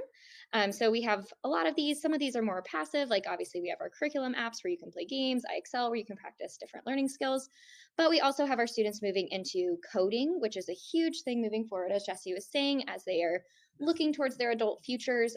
Coding is going to be such a big thing moving forward into the job market, job world. So we have code.org, like Bree was mentioning, and also we have the Sphero robots at Moran, which are super cool. I'll show you a picture in just a second. And then we also have our students involved in creating and showing their learning through creative methods like Flipgrid, which is a video recording software, Seesaw, as Bree mentioned, we still use. And also we've also got our 3rd through 5th graders working on creating Google Slides, creating Google Sheets. How can you show your own learning in those kinds of programs? So here's some pictures from my classroom. So on the 2 pictures on the left, we do see those coding robots, those Spheros. We had a Thanksgiving Day parade at Moran, but we've also used them for lessons. For instance, on Tuesday last week, we did a homophones lesson with the 3 forms of 2, and you had to drive your robot to the correct answer for the sentence. We have students in the middle there working on an unplugged code.org lesson. So it's not always just on the computer. Sometimes we also work with these skills on paper to teach the basics of coding. I also have included up there the little Among Us character is actually something that one of my students created in Google Sheets. It uses conditional formatting so that when you type in the correct answer to a question, part of a picture appears, and a 9-year-old made that. And then the Google slide that says Glacier Point was also projects that a student was working on. We were reading about Yosemite, so one of their activities was to make a slides presentation about the different areas of Yosemite Park. So we would love to know what questions you have for the 3 of us. Board members, questions, comments? So I have a couple. The first one is I don't think we have an AP Computer Science course this year at Penn. But sometimes we do, so I think we just need to make sure that we're ready for these students when they get there. So these are novel standards. This is the first year of implementation for computer science throughout Indiana, right? Correct. Yes, we've known about them, and then this is the first year. Yes. So I guess what I'm curious about, I know that the programming and algorithmic thinking strand of the standard is probably the hardest to teach because most of our K-8 teachers have not been trained in how to teach computer programming. Code.org is wonderfully funded by Silicon Valley. It's phenomenal. Do we have professional development in store to help teach our teachers how to teach block coding? We do. So that wonderful woman standing right Awesome. there, she has been integral in helping us push out professional development and make sure that teachers know that they're supported. So we have done professional development with Project Lead the Way so far. We are going to re-up some things this summer. So there'll be several opportunities over the summer for teachers as well. Good. I think there's a lot of overlap with other elements of the curriculum, but it's not necessarily intuitive. So, and there's not a lot of educators trained K-8 in computer science. So there's a lot of area for growth. I'm really excited to see what you all do. Thank you. I had a comment. I'm so glad to hear how you started this presentation and hearing that you're the one training it because of how you started keeping the why in front of the what. As a parent dealing with technology in my own home, there's a lot of great things you can do, and you could do a lot of great things at the school. And so I love that you start with a purpose and what kind of like students you want to produce and why. Like there's plenty of things, great things you can do, but like what, why, what will this, what kind of student will you end up with at the end? So I just like the way that you started this because technology can be such a controversial thing, especially like for parents thinking like, oh, I don't want my kids to fall any more in love with technology. So I just love that you're thinking about the purpose and the why that like, I love that. So I'm so glad you're teaching it. Great presentation too. Are we teaching this in all schools or some schools got more in their curriculum than other schools? So all schools have access to code.org and that computer science map. And then we do have robots that can go to all schools. Moran has the most currently because they have that Sphero pilot program. But for example, some of those I'm taking to Horizon tomorrow, so they can be used in other situations as well. I was curious about the Sphero pilot because I'm a big fan, saw the parade and then the follow-up videos. So it makes me want to be an elementary school student again. Kind of jealous. But I was curious about thoughts of how that pilot's gone and thoughts on expanding that if it has gone well. Not that I don't love that they're at Moran, but would love for there to be more resources. Well, I can tell you as somebody who goes across all of the schools that I love them and I use them on a daily basis. Within any lesson, I could probably come up with a way to use them. So I would love to see that as well. I don't know if from a teacher's aspect. Yeah, they're really fun and the kids really do like them. And like I said, they can definitely be incorporated into the different curriculum areas. I think as you're kind of saying, as our teachers get more comfortable using the block coding, I think that they can continue to expand in use and possibility. So I think as we're seeing, I think it's a little bit contagious. So like if you see another classes using them and it's really cool, you're like, hey, I want to do that. So I think it is starting to pick up, starting to spread, and I love to see it. And then I'll jump in from my aspect. So it's been a great pilot at Moran, and Ms. Schick in particular has done a great job with some other people there who have really, teachers love to watch and learn from other teachers. So it's kind of that pebble in the pond philosophy. So working with Mrs. Turnblom, I don't want to give too much of a teaser, but we are planning to look to expand in different ways with Sphero in particular. Thank you also for emphasizing digital citizenship and responsibility. I think those are things that go undertaught and underappreciated in today's society. Thank you so much for emphasizing that. Thank you also for the two of you who haven't presented to the school board in the past. I'm sure that you were told that those who present to the school board and do such a great job, make a 15-year commitment to stay at Penn-Harris-Madison. So welcome, and we'll see you again soon, I hope. Yes, we look forward to the next time. I look forward to seeing you again. We could bring the robots next time. Yes. Mrs. Wallach, Mrs. Chick, and Mrs. Kinney, thank you so much for joining us. Thank you very much. See you soon. We'll move on to our next item on the agenda, which is a population enrollment forecast for Penn-Harris-Madison School Corporation for 2022 to 2032. Dr. Thacker. Thank you, President Riley and Board of Trustees. We're very excited to have back our demographer, Dr. Jerome McKibben, to present a population enrollment forecast for the school corporation. Dr. McKibben. Thank you, Dr. Thacker, Mr. Riley, ladies and gentlemen of the board. It's nice to be back here again. Well, the presentation's coming up. We were commissioned last year to do a update of the population enrollment forecast using the recently completed and released 2020 census data as a base. Fascinating things that we found out. I know we have some new faces here on the board. So I'm going to go through a little bit more detail than I normally would like to. But real quickly, of course, my first thing is these are not projections, they are forecasts. Okay, projections is where you take year-to-year survivorship over a 5-year period and create an algorithm and literally project that into the future. Quick, easy, simple, until the 90s all you had. The only way it can be correct, though, is what's happened in the last 4 or 5 years replicates itself for the next 5 and 10. I don't know about you all, but I sure hope we don't see the next the last 4 or 5 years again anytime in the near future. What we did for the forecast, we did a full population forecast for each one of your elementary attendance areas, 0 to 4, 85 plus, a fertility, mortality, and migration model specific to the demographic dynamics and characteristics of that area. And the results of that population forecast then drive the enrollment forecast. Of course, we had to hold constant for transfers, all sorts of very economics. We'll get into those later in the assumptions.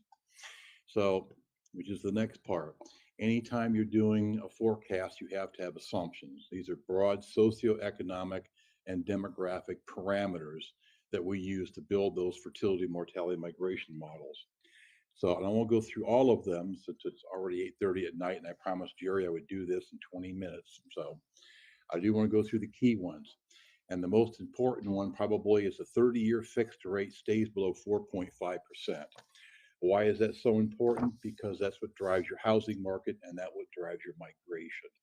Now, we're on a cusp here. We know, everybody knows that Jerome Powell's going to raise interest rates next month. He's going to raise them in June, he's going to raise them in September. The only remaining question out there is, will it be a 1/4 point or 1/2 point?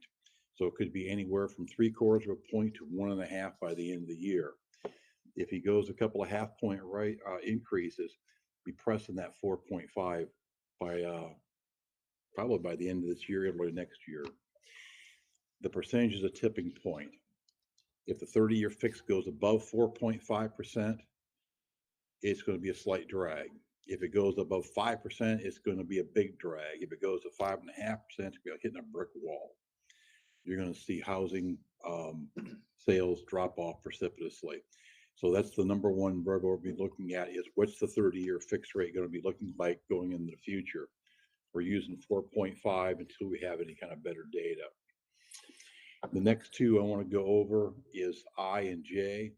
The number of students transferring out of Penn-Harris-Madison schools remains at an average of 1,100 for the 10 years of the forecast, and the average of 1,600 students moving in each 10 years. It'd be a net of 500, maybe 550. We do this for 2 reasons. One, and COVID proved this beyond the shadow of a doubt, we have no idea what the year-to-year enrollment numbers are going to be in terms of transferring. It's been fairly consistent, but 500 seems to be a safe net number. 2, by holding them constant, when you see the results of both the population and particularly the enrollment forecast, these are based to demographic changes only within the district. There's no fluctuation in there. So if you see a slight rise in enrollment, it's due to your indigenous population living in the district. So it's a very, very, very key assumption. And then the other two, and this is again very important and more from the housing market, R and S, the district will average at least 190 new single-family homes constructed per year over the next 10 years, and the district will average at least 1,500 existing home sales per year. It's very, very important. You'll notice that existing home sales number is far, far higher than the new home construction. 85% of the housing market in this country today is existing home sales. Has been for decades.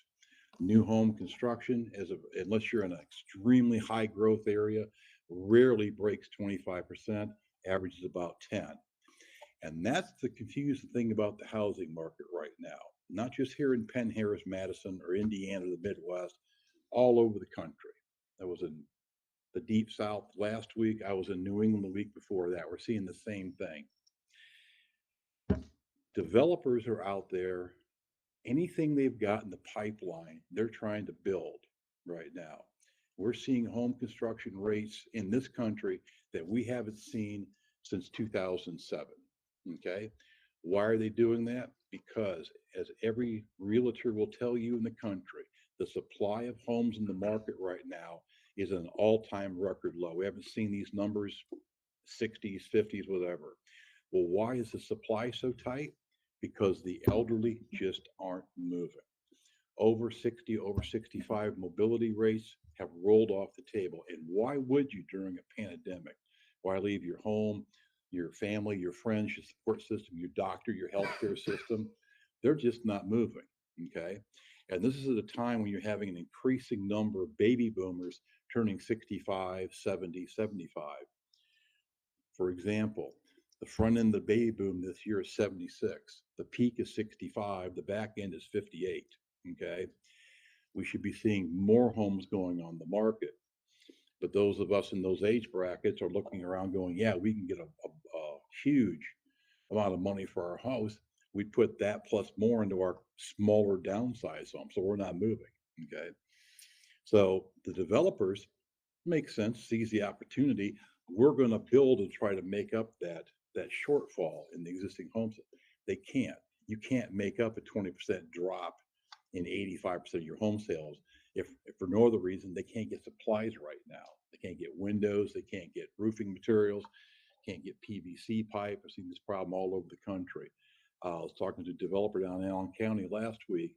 They've got a 6-month backlog just on getting shingles. So even if they did have the materials and the labor to do it, they couldn't make up for it.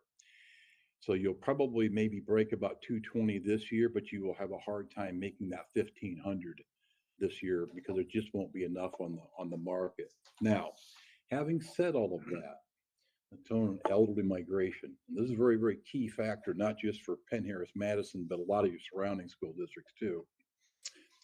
There's 2 types of elderly migration. There's in the young old, which the young old is 65 to 74. You're downsizing your home. That's the group that tends to move to Florida or go down south. It only makes up about 8-10% of your elderly migration, but it's a significant part at that age. It's voluntary. We want a smaller house either somewhere or someplace else, okay? As opposed to forced migration, which is over the age of 75, you've lost a spouse, or you've both lost the ability to drive, or you can no longer maintain your home. You don't have a choice in the matter. You have to downsize. So we should be seeing an increase in voluntary elderly migration right now, or not. They're staying put. You will see an increase in forced migration because at the end of this forecast series, in 2032, the front end of the baby boom will be 86, the peak will be 75, and the back end will be 68. They're going to have to move. Either that or you can have a whole bunch of empty housing units around the district, and I don't see that happening. So these are the primary assumptions that have to come to pass. If we stay within these parameters, we should be, as always, plus or minus 2%, probably less. We've been averaging about 0.5% over the years of our forecast. But these are, again, the main assumptions. Now, the number one variable for predictive value on your enrollment, your population, it's not fertility, it's not migration, it's age structure. We got 3 pyramids for you, and I want, for the new members, I want to kind of go through how you read these for the people at home. Which one are you looking at here? Okay, real quick. The 0 to 4, that's your preschoolers. 5 to 9, that's elementary, middle school, high school. 20 to 34, we call family formation ages. 80% of all births occur to women between the ages of 20 and 34 years old. Fertility rates in this country haven't changed that much in the last 40 years. They've stayed in a nice tight 15% band between 1.7 and 2.0 children per woman in her lifetime. So if you see changes in the number of births in an area, it's usually not due to changes in the birth rate, but rather due to the number of women in prime childbearing age. 35 to 54 are the ages where most people have kids in schools. When you have public meetings and the parents show up, the vast majority of them are in those age groups. 55 to 69 were called the empty nest households. And more on that later, but that's where people, they're still living in the same house, but the kids have grown up and moved away. We've had a lot of empty nesting in here in the last 10 years. And then 70 and older, 65 and older, called the turnover households. The number of householders in those age groups are the ones going to put their homes in the market, okay? So 2020, you can see clearly not a lot of people selling their homes, a lot moving in. That's why we had all the building.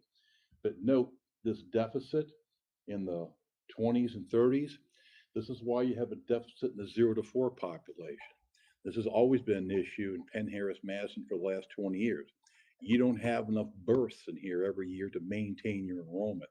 You need at least 200 kids moving in per grade cohort every year just to maintain your enrollment. That's a very strong in-migration flow. You go forward to 2010, everybody got 10 years older, still have people moving in, but still have a deficit of people in the 20s. Why? Because you don't have that many apartments. You don't come out of college and buy a house, you rent an apartment. Usually in South Bend or Elkhart, have your first kid, gets to be up first grade. I don't want to raise my children in an apartment. You go find that house in the suburbs. Then you move out to, in many cases, Penn-Harris-Madison. Bring your kids with them and filling in that preschool deficit. So you see here in the last 10 years, large number of households empty nesting. Again, more on that later, but a growing number turning over. Go to 2020, everybody's 10 more years older. But you still have the deficit because you still have few people in the 20s. But now you're going to have an increasing number of households over the age of 70 that will be downsizing, particularly after year 2025 and accelerating after 2030. Okay, as that 55, 59 cohort will now be 65, 69. That'll be your largest adult cohort. Okay, they move out and they allow young households to move in. Okay, now this trend varies from area to area. It's least evident in Walt Disney because it has your most apartments in it. It's still almost that hourglass shape of horizon. And this will due to not so much how many homes are being built. You've got more building going on right now than you've had in quite a few years. But again, what's the pace and the magnitude of that existing home sales? The faster they turn over, the more young households will move in. Now, some of the elementary characteristics data, this is from 2010, but I want some main changes. Householders under 18 populations now down to about 30%. But a bigger one, and this is an underappreciated variable, persons per household, 2.45 in 2010, okay? A real crude measurement, mom, dad, whatever the point is kids in most cases, all right? Now, in the 2020 census, your persons per household dropped to 2.4. Why? Because you had so much empty nesting going on. Instead of 4 people per household or 5 people or 3 people, it's down to 2 now. In fact, had your household size stayed at 254 in this last census, given the number of housing units you had, there would have been 3,757 more people counted in the census. So instead of 2,000 population growth, you would have had 5,000 population growth. That's one reason why we had 2,500 more households than we had in 2010. How come we only grew by 2,000 people? That's why. You had a huge out-migration flow with your empty nesting. Okay. Your householders 35 to 54 has decreased now into about 38%. The good news is the over 55 households is now about 23%, manifesting the fact that it's going to be coming online and you're going to have more of them turning over. And you see how that's spread across different parts of the school district. Home ownership rate still running about 72%. Most of the construction has been homeowner and not renter. Single person household still runs about 25%, but that percent single person over 65 is now about 12%. So again, manifests an aging population. This again, 2010, but you'll see the same phenomenon when the 2020 detailed data comes out. And I put this out primarily to look at your cohort sizes. 6-year-olds are basically first graders, second, third, fourth, fifth. But if you go 5 years forward, that under one population is now first graders. Look how the cohort size drops from like 900 down into the 600s. You will see the same phenomenon this year when the detailed data comes out. That's the size of the deficit you need to make up. So in this example, you would need almost 200 persons, in this case born in 2009, to move into the district by 2015 just to break even for enrollment. You'll see the same thing, low birth numbers, and particularly after COVID. Sidebar on that, everybody was focused on the fact we had 400,000 over expected deaths in 2020. Yeah, and again in 2021, births dropped by 300,000. That's the big shocker. So just about everybody in the country is looking at relatively small birth cohorts coming in, the 25 and 26 cohorts, just because it dropped all over the country. Bounced back a little in 21, might bounce back a little in 22, but the overall trend is still down, a continuation of that 13% or 13-year drop in births we've had all over the country. This is the geocode that we did with Matt Cropper. Basically, we're trying to put the kids back in their home area.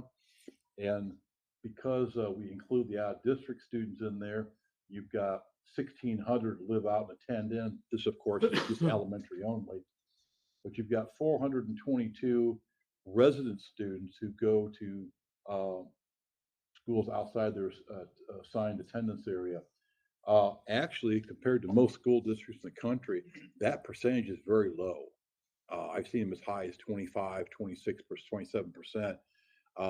For the K5, that's a relatively low number. You get a few outliers there that jump out. North Point, Mary Frank, well, they're side by side, so it kind of makes sense that you would expect that.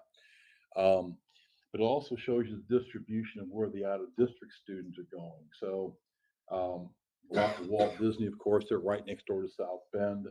And we pulled all the last 4 years of transfers data to use in our analysis on this. So basically, this allows us to put the kids back in their home elementary schools.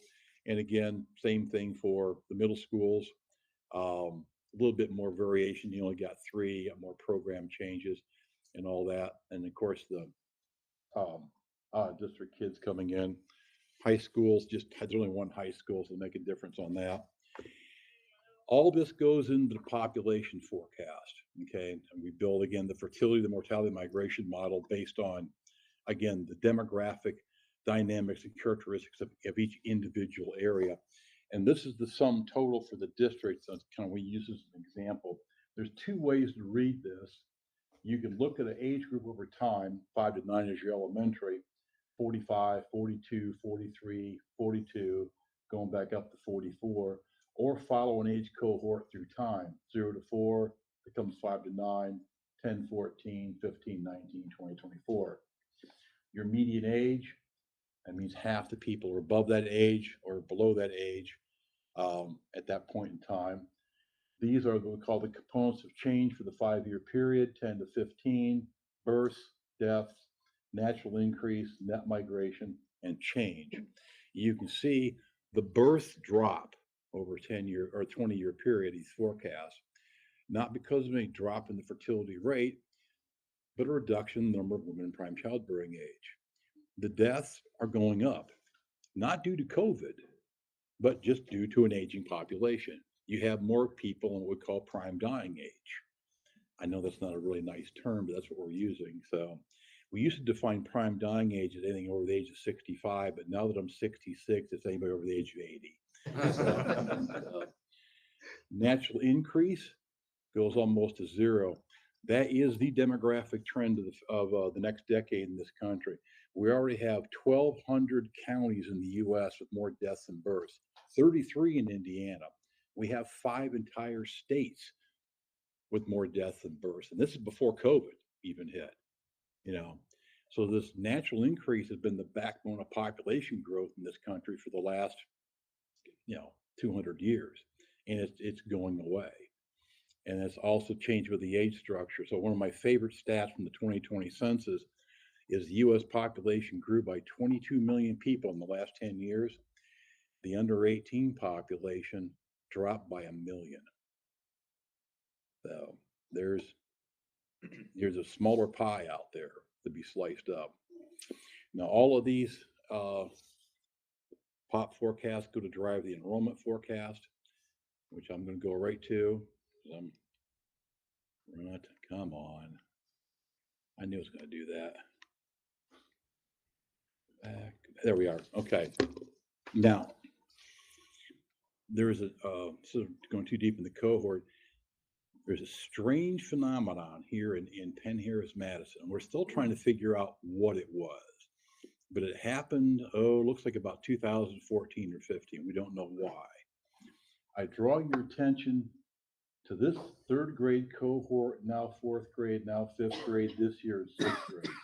You'll notice consistently that cohort is 100 students less than the one before and 100 less than the one behind it. I still cannot figure out what in the world went on there.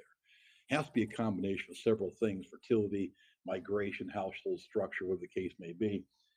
But you track that thing, and it tracks all the way through, which is why when it graduates in 2027, you have this small cohort, your enrollment pops up 112 that year, not because of any growth factor, but because you've got a small cohort going out. But overall, giving your indigenous resident population those changes, if the housing market holds up, if the aging baby boomers start turning over, the housing market doesn't have a price collapse, okay, and you keep these households turning over, and plus you build some more on there too, you should see an enrollment of your resident population of not quite 300 or about 30 per year over the next 10 years.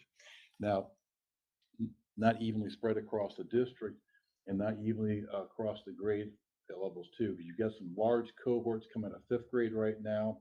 So you go on 4 years, stabilize at 4,900 K5, and then start crawling back up. And you'll notice after 2025 is when you see that increase in elementary enrollment. That's when these new households can move in the previously occupied households of aged baby boomers, new young households, 1 or 2 kids. A lot of those will probably be preschoolers and have to age in at the same time. So you'll see a elongated, delayed effect on that. And then it'll work its way through to the middle and then in the high school.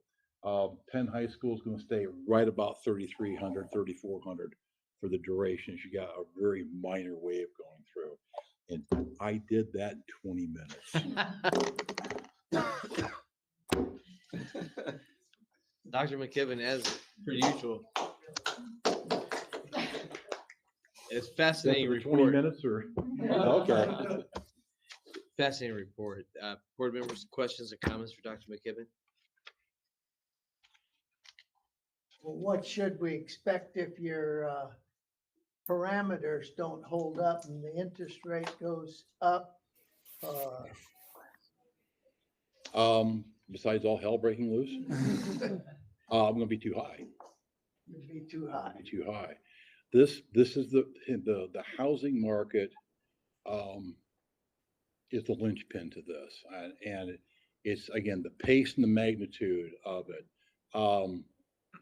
But But my caution is don't look at the new home construction. That's just gravy. That's icing on top of the cake.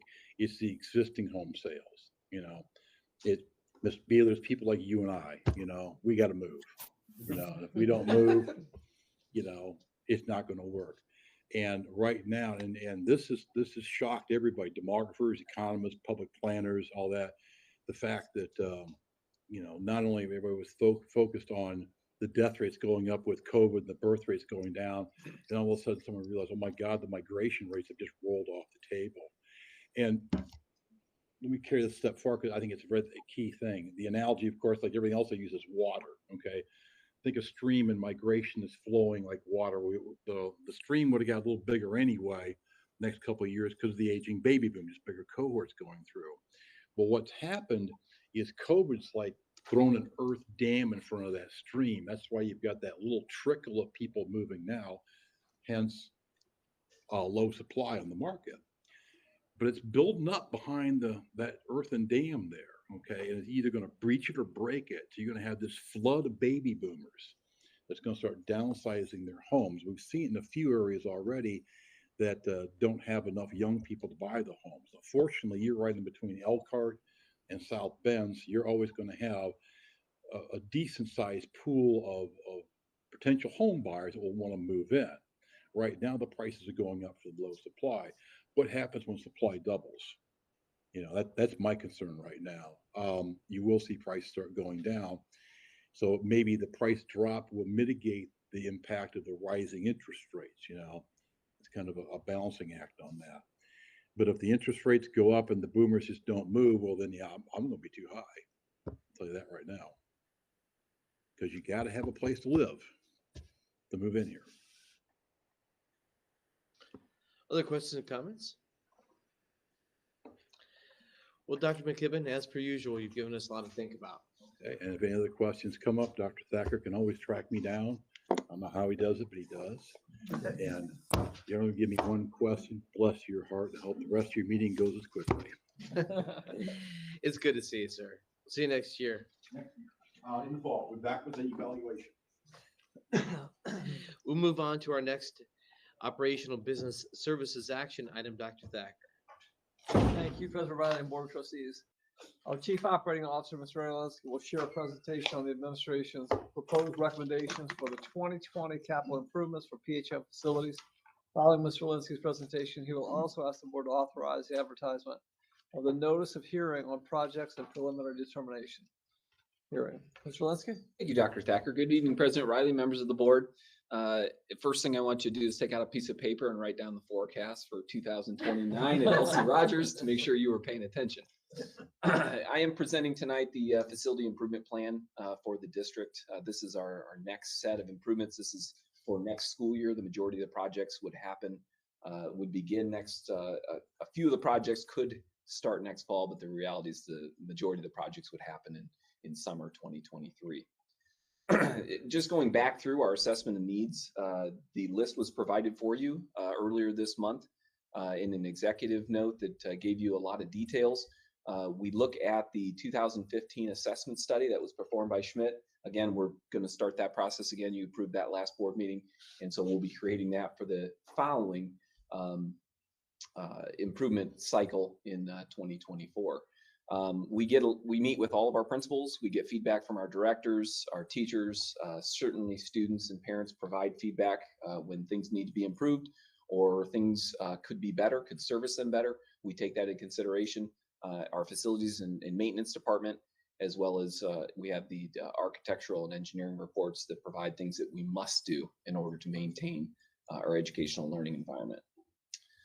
So how do we determine the priorities? Of course, we talk to you often about safety and security being our #1 priority. So that takes a priority.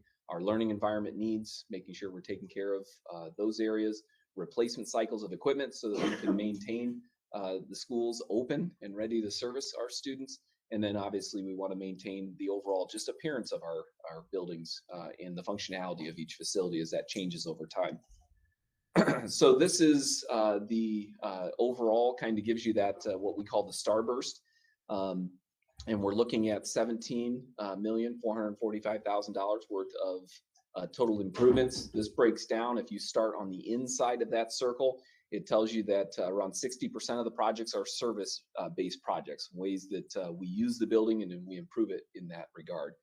We do have annual items that we continue to improve, and so that's 16% aesthetically. And again, that goes back to that learning environment. One of the things I talked with a board member earlier today about was LED lighting and things that we're trying to improve in the classroom that they have a major impact on what the kids see, what they experience, so that they can see those new books and curriculum that we've approved.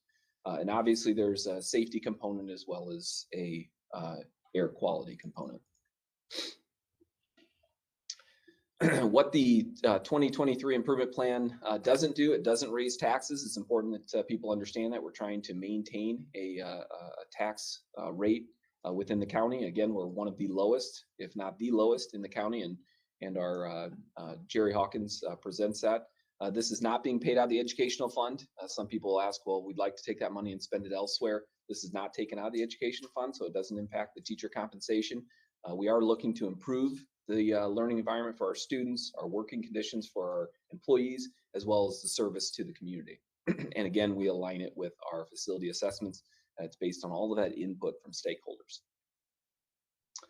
So we are requesting authorization, and this is just that first step. There's multiple steps for that preliminary determination hearing that will take place at the next board meeting. Thank you, Mr. Linsky. Board members, any questions or comments? Hearing none, do I have a motion to authorize the advertisement of the notice of hearing on projects and preliminary determination hearing as presented? I so move. Second? Second. Mr. Beeler, how do you vote? Aye. Mr. Garrett, how do you vote? Aye. Mrs. Gates, how do you vote? Aye. Mr. Riley, how do you vote? Aye. Mr. McCullough, how do you vote? Aye. And Mr. Turnwald, how do you vote? Aye. Ms. Roach, how do you vote? Aye. Motion carries by a vote of 7-0. We'll now move on to the next business action item for this evening. Dr. Thacker. Thank you, President Riley and Board of Trustees. Mr. Linsky will share a request for approval to award bids for capital improvement projects.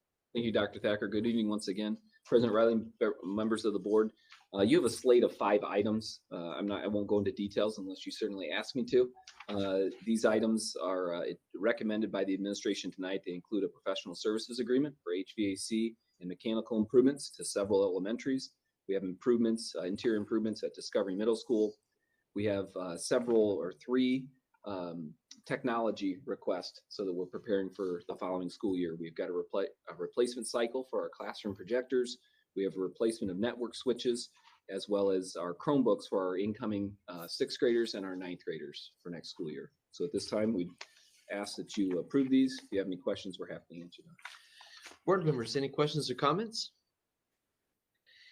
Hearing none, there are 5 motions that I will present related to the Capital Building Improvements Project bid quotation awards. We will take 1 vote on the 5 motions. Do I have a motion to award the professional services agreement for HVAC and mechanical improvements to Schmidt & Associates for a base fee of $93,000 and up to $13,950 in reimbursable expenses? Award the Discovery Middle School Interior Improvements Project to Gibson Lewis LLC in the amount of $70,539. Award the Projector Replacement Project to Luma Audio and Video LLC for a total price of $122,244. Award the Network Switch Replacements Purchase to Automated Data Systems, Inc. for a total of $379,319. And award the Chromebook purchase to Vivacity for a total purchase price of $418,100. I so move. Second. Mr. Beeler, how do you vote? Aye. Mr. Garrett, how do you vote? Aye. Mrs. Gates, how do you vote? Aye. Mr. Riley, how do you vote? Aye. Mr. McCullough, how do you vote? Aye.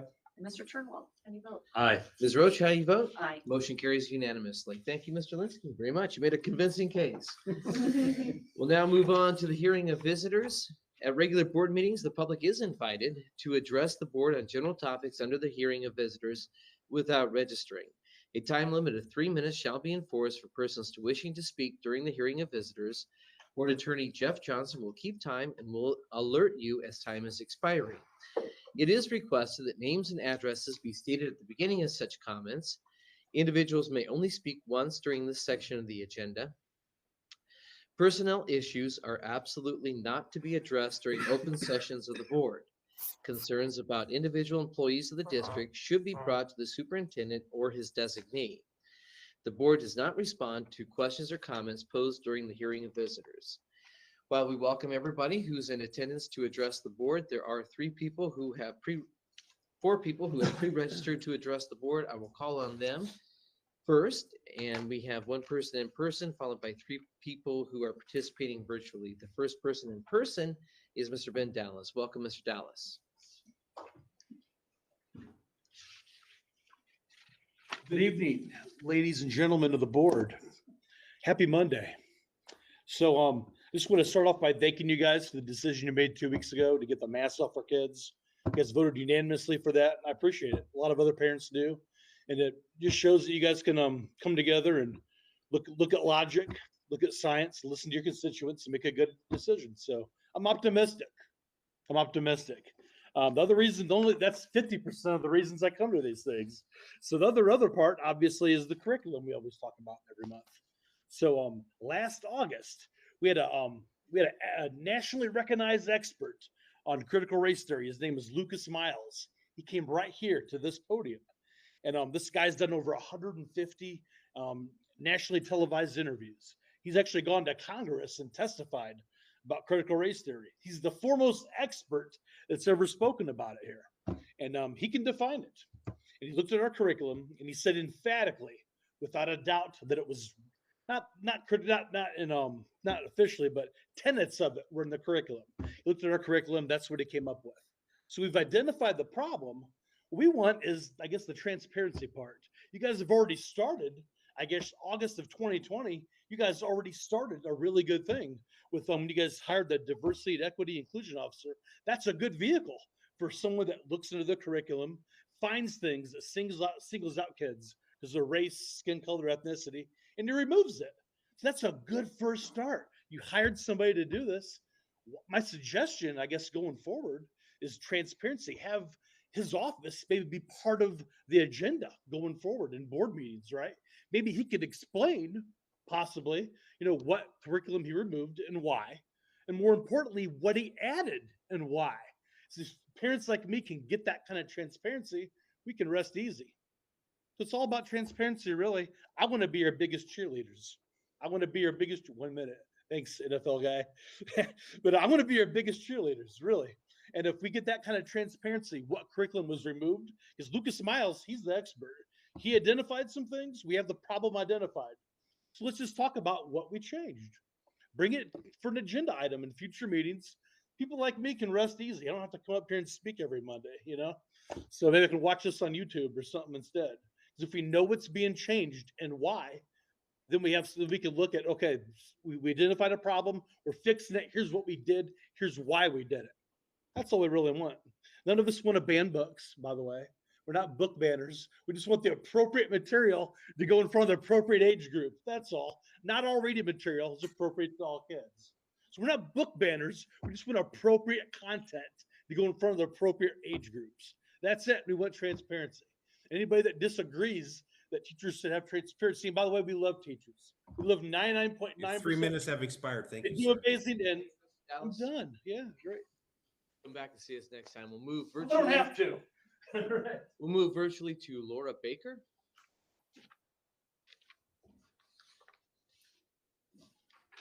We have Mrs. Baker. Mrs. Baker is not logged on yet. I have Mr. Glassburn is Okay, logged in. welcome back, Mr. Glassburn. The floor is yours. Perfect. First of all, I want to apologize to everybody for speaking twice. I know that most everybody's ready to go home, but I have something else I'd like to say quickly. And first, I forgot to say this last time. I'm Bobby Glassburn, 214 Division Street. First, thank you to everyone who helped with the snowball dance last weekend. My daughter wanted me to say it was super fun, and she thought it was an amazing night. To the embarrassment of that daughter, I chaperoned the dance and thought it was a wonderful evening as well. It was great to see these young adults get a night of normal again. They totally deserved it. Secondly, I have something to say that's just kind of a stream of consciousness here. I think it's easy to paint groups of parents who speak at these meetings with a broad brush and discredit and ignore their comments, emails, and concerns. After all, we're not experts in educational fields for the most part, so I see where where do they get the nerve to even comment comes from.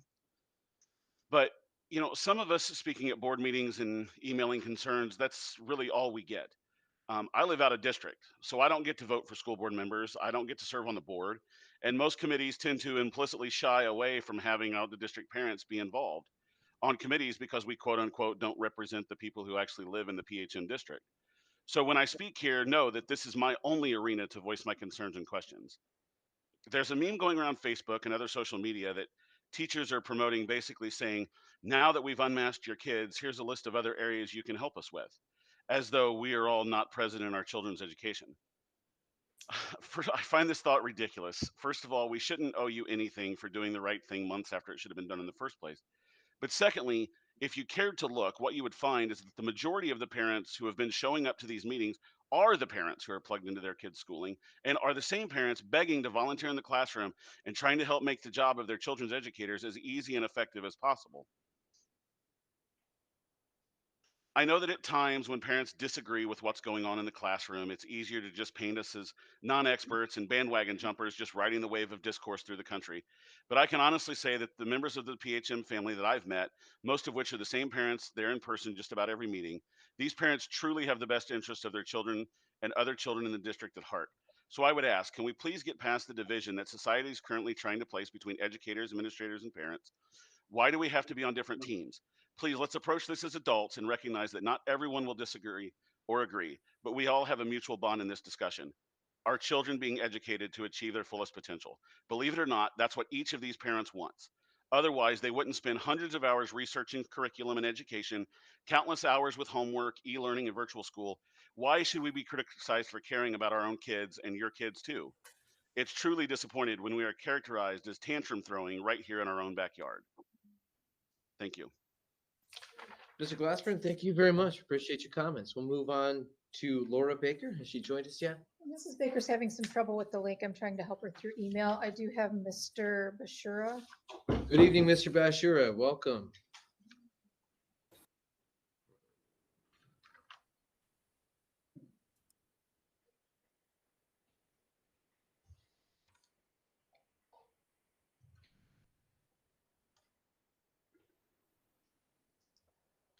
Mr. Bashura, you're on mute. There we go. Good evening, President Riley, Dr. Thacker, and members of the Board of School Trustees. Once again, I will remind the Board of School Trustees and the administration about the critical race theory discussion on December 13th, 2021. Mr. Garrett brought it up for an added agenda item. There still has not been a response from Dr. Thacker of the Board of School Trustees as to how the critical race theory is perceived or defined. Per the meeting minutes, I will summarize. Superintendent Dr. Jerry Thacker shared that there is no working definition of critical race theory. We have asked legislators if they will provide guidelines. We have talked to the college professors who do not have a working definition of critical race theory.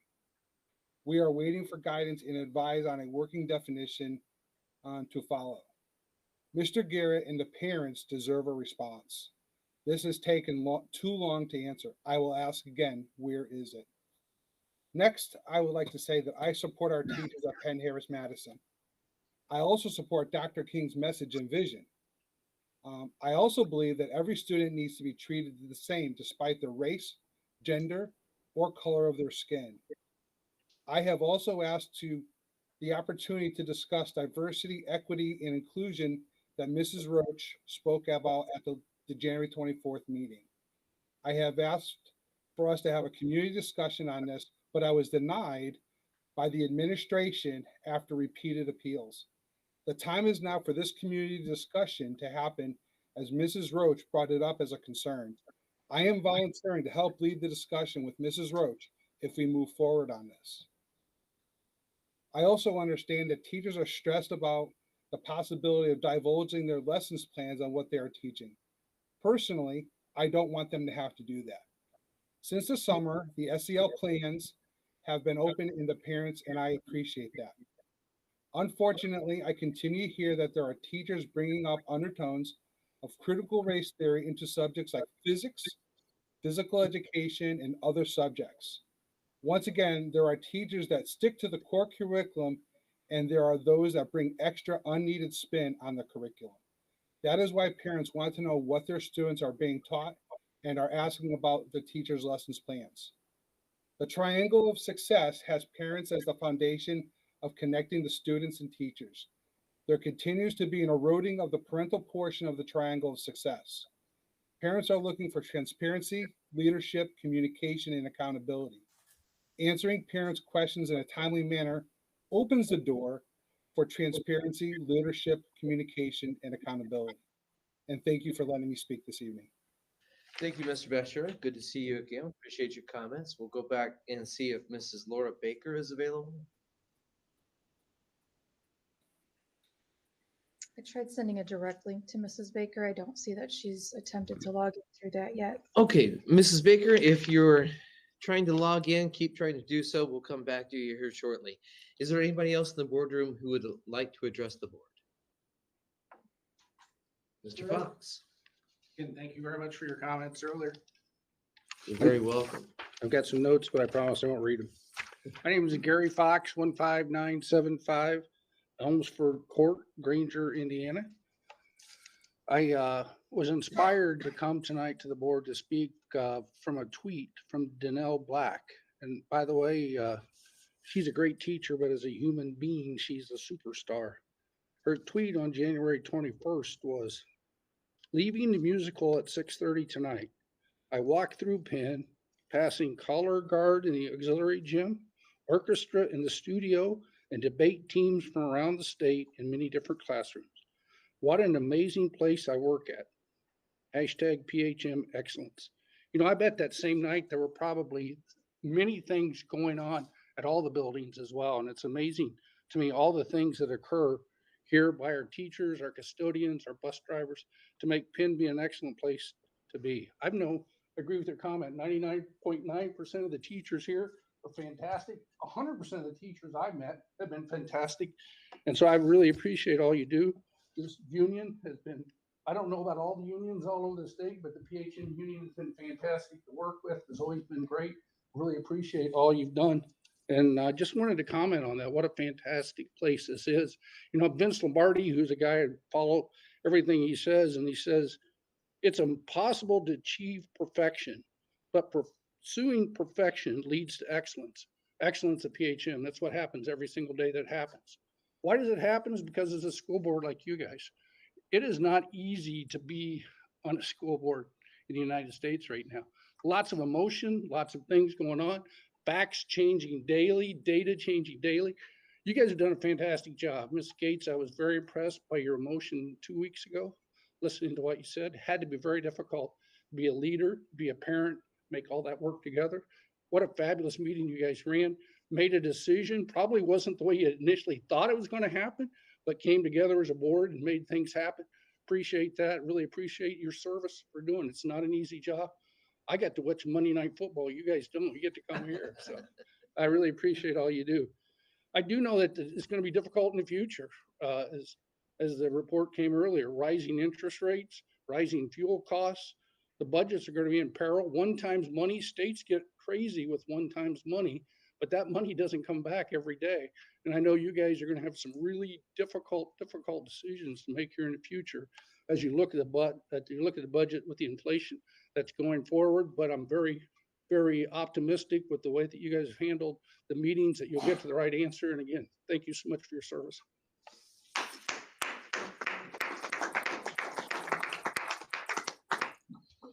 Well, Mr. Fox, likewise. Thank you for your service. There's not a single individual who sits at this table who wouldn't agree with me when I say we all have learned enormously from you. Thank you for everything you've done for PHM, and for everything that you've done for us personally. It's wonderful to see you. Is there anybody else in the boardroom who would like to address the board?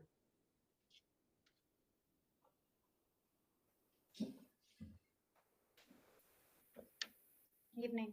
Good evening. Christine Austin, 10433 Snowy Owl Court, Granger, Indiana. Dr. Thacker, President Riley, and members of the board. Tonight, I would like to share a few thoughts, both as a parent and a teacher in Penn-Harris-Madison.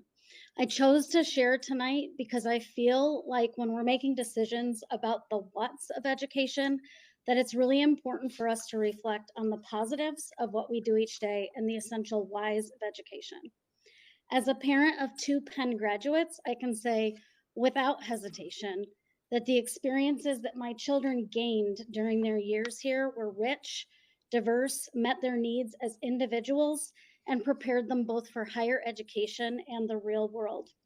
Wesley is a junior and Natalie is a freshman, both at Bloomington, and they're pursuing very different fields, yet both are well equipped not only to tackle challenging academics, but to flourish within a diverse community, which is not the case for all of their roommates and peers that they've met.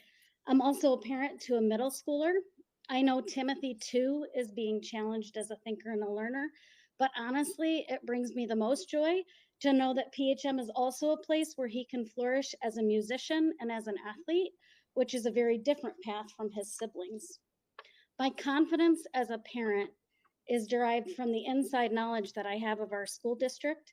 I've had the privilege of teaching within 5 of our elementary schools, and I appreciate teaching in a district where I'm provided with the tools, support, and additional training that I need to prepare my students for the very demanding expectations of the IDOE.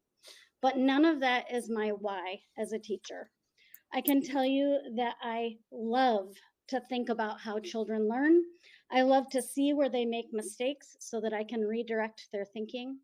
I love to find ways to get them excited about a good book, or to see the relevance in the math that we're learning, or to get engaged in reenacting a town hall meeting of colonial America.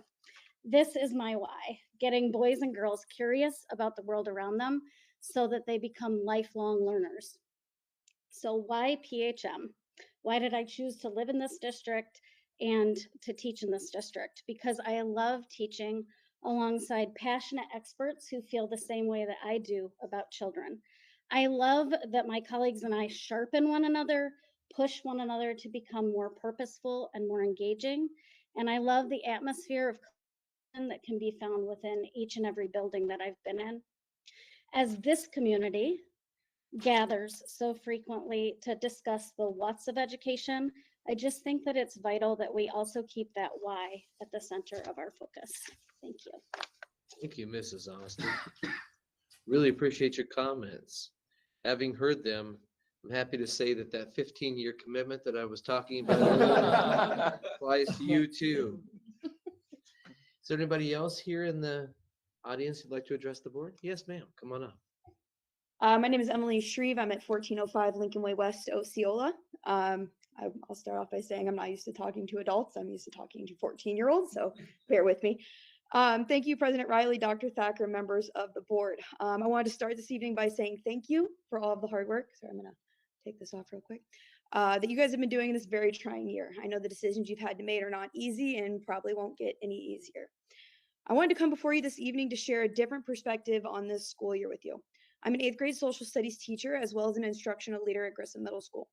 These roles allow me to see the teacher-student relationship in a lot of different ways.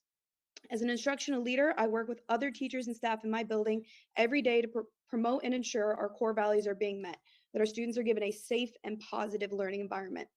In this role, I get to see the teachers in my building doing amazing things every single day, whether it's engaging a class of 30 plus in a way that allows them to master content while also having fun, or if it's the meaningful behind the scenes conversations about behavior that allows students to see how their words and actions are affecting others. I see them help students piece themselves back together after life-altering events have occurred. I see teachers' hearts break every day at each setback and spirits lift with each triumph of their kids. If I had to pick a word to describe the adults I work with every day, it would be compassionate. We hold such care, compassion, and understanding for the children in our school. Whenever my kids ask if I have children of my own, I tell them that I have 673 that I love and care about. As a social studies teacher, there's a major goal for my kids every single year. This goal is that they are able to clearly and respectfully communicate their thoughts and opinions. We discuss that they are entitled to the feelings that they have about certain historical facts that we cover. We have conversation after conversation about what it means to express and articulate those feelings in a way that is both respectful and productive. We talk at length about how to research and write about their opinions and how to base those opinions on fact and reason. And lastly, we model and practice how to discuss those opinions with each other in a way that is communicating mutual respect. For my students, all of these things come together to help them learn who they are, see how they relate to each other and the world around them. And for some of them, it makes all the difference. Whenever someone asks me what I do for a living, I say with pride that I teach 8th grade. And the most overwhelming response I get is, oh, wow. That's a rough age group. I would not want to do that. And I can tell people wholeheartedly and honestly, this is where I belong. This is my community. This is the district I want to be in, the school I want to be in, and the people I want to work with. Thank you for letting me get to have my dream job. And thank you guys for all the hard work you do. Mrs. Shreve, how long have you been teaching at Grissom? I've been at Grissom for 3 years. I've actually taught in all 3 middle schools. Wonderful. Well, thank you for everything that you're doing for PHM and for our students. Absolutely. Thank you guys. Have a wonderful night. Anybody else who'd like to address the board? President Riley, I do have Mrs. Baker available online now if we could take her before we lose her again. Wonderful. Mrs. Baker, welcome. Mrs. Baker, you're on and you'll just want to go ahead and unmute yourself.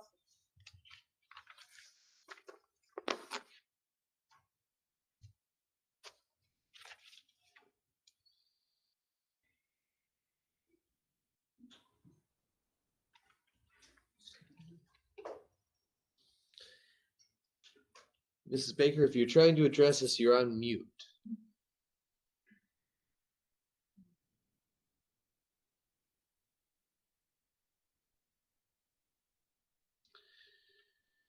Mrs. Baker, you are unmuted now. If you'll go ahead and start speaking.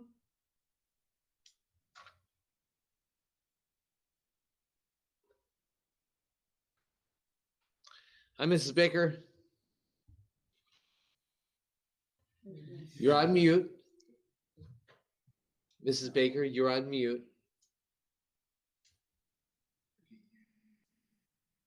We can't hear you. I don't think she's muted. She's not muted. She has a problem. She must not have a microphone. Does she have headphones plugged in? She might be on an iPad. That's what I was thinking. Are you able to send her an email? I've been communicating through email. Okay, let's do this. Mrs. Bradbury, will you, Mrs.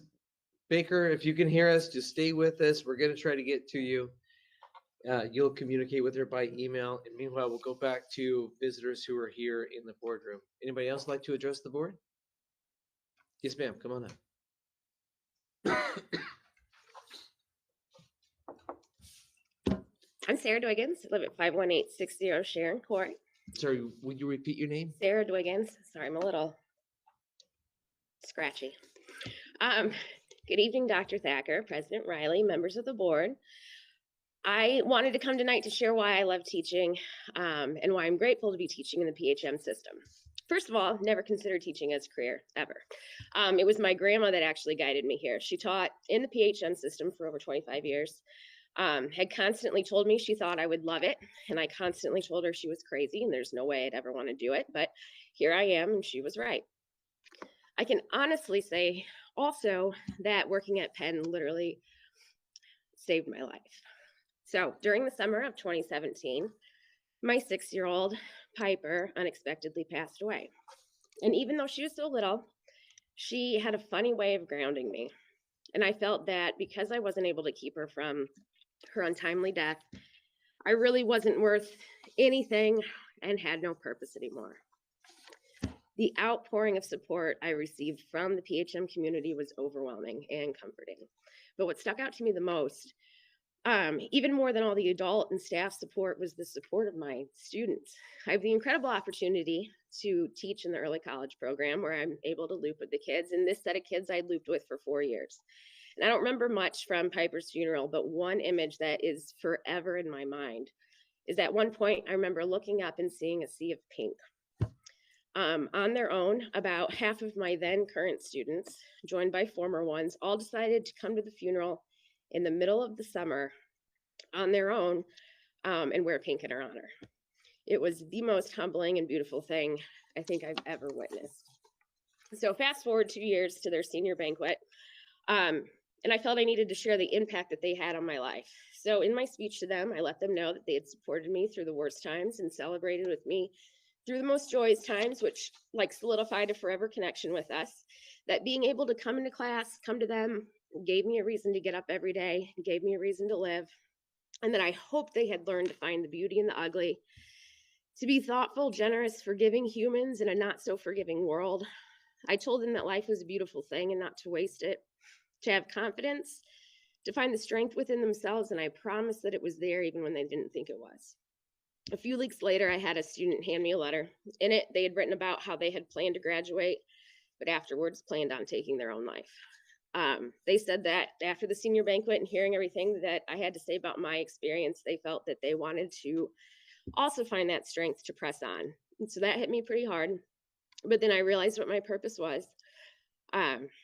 I knew I needed to continue to teach and use my experience to help those that also felt like they were in impossible situations. So I'm very proud to work here. I'm proud of the work I've done so far. And I wanted to thank all of you for giving me the opportunity to be here for our students.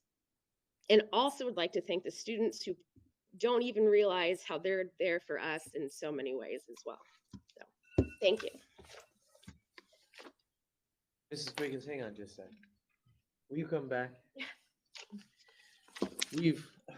We've probably in the last couple of years heard from the cumulative total of 400 or 500 parents, 400 or 500 community partners. I don't recall a single time where I have been as moved to tears as I am right now in listening to you express yourself and tell us about your story with Piper. And excuse me, how being part of the PHM family has helped to give you healing. I think you are a perfect person to help guide our students into the future, given your experiences. May God bless you. Thank you. Is there anybody else who would like to address the board? Okay, let's go back and let's see if Mrs. Baker is available.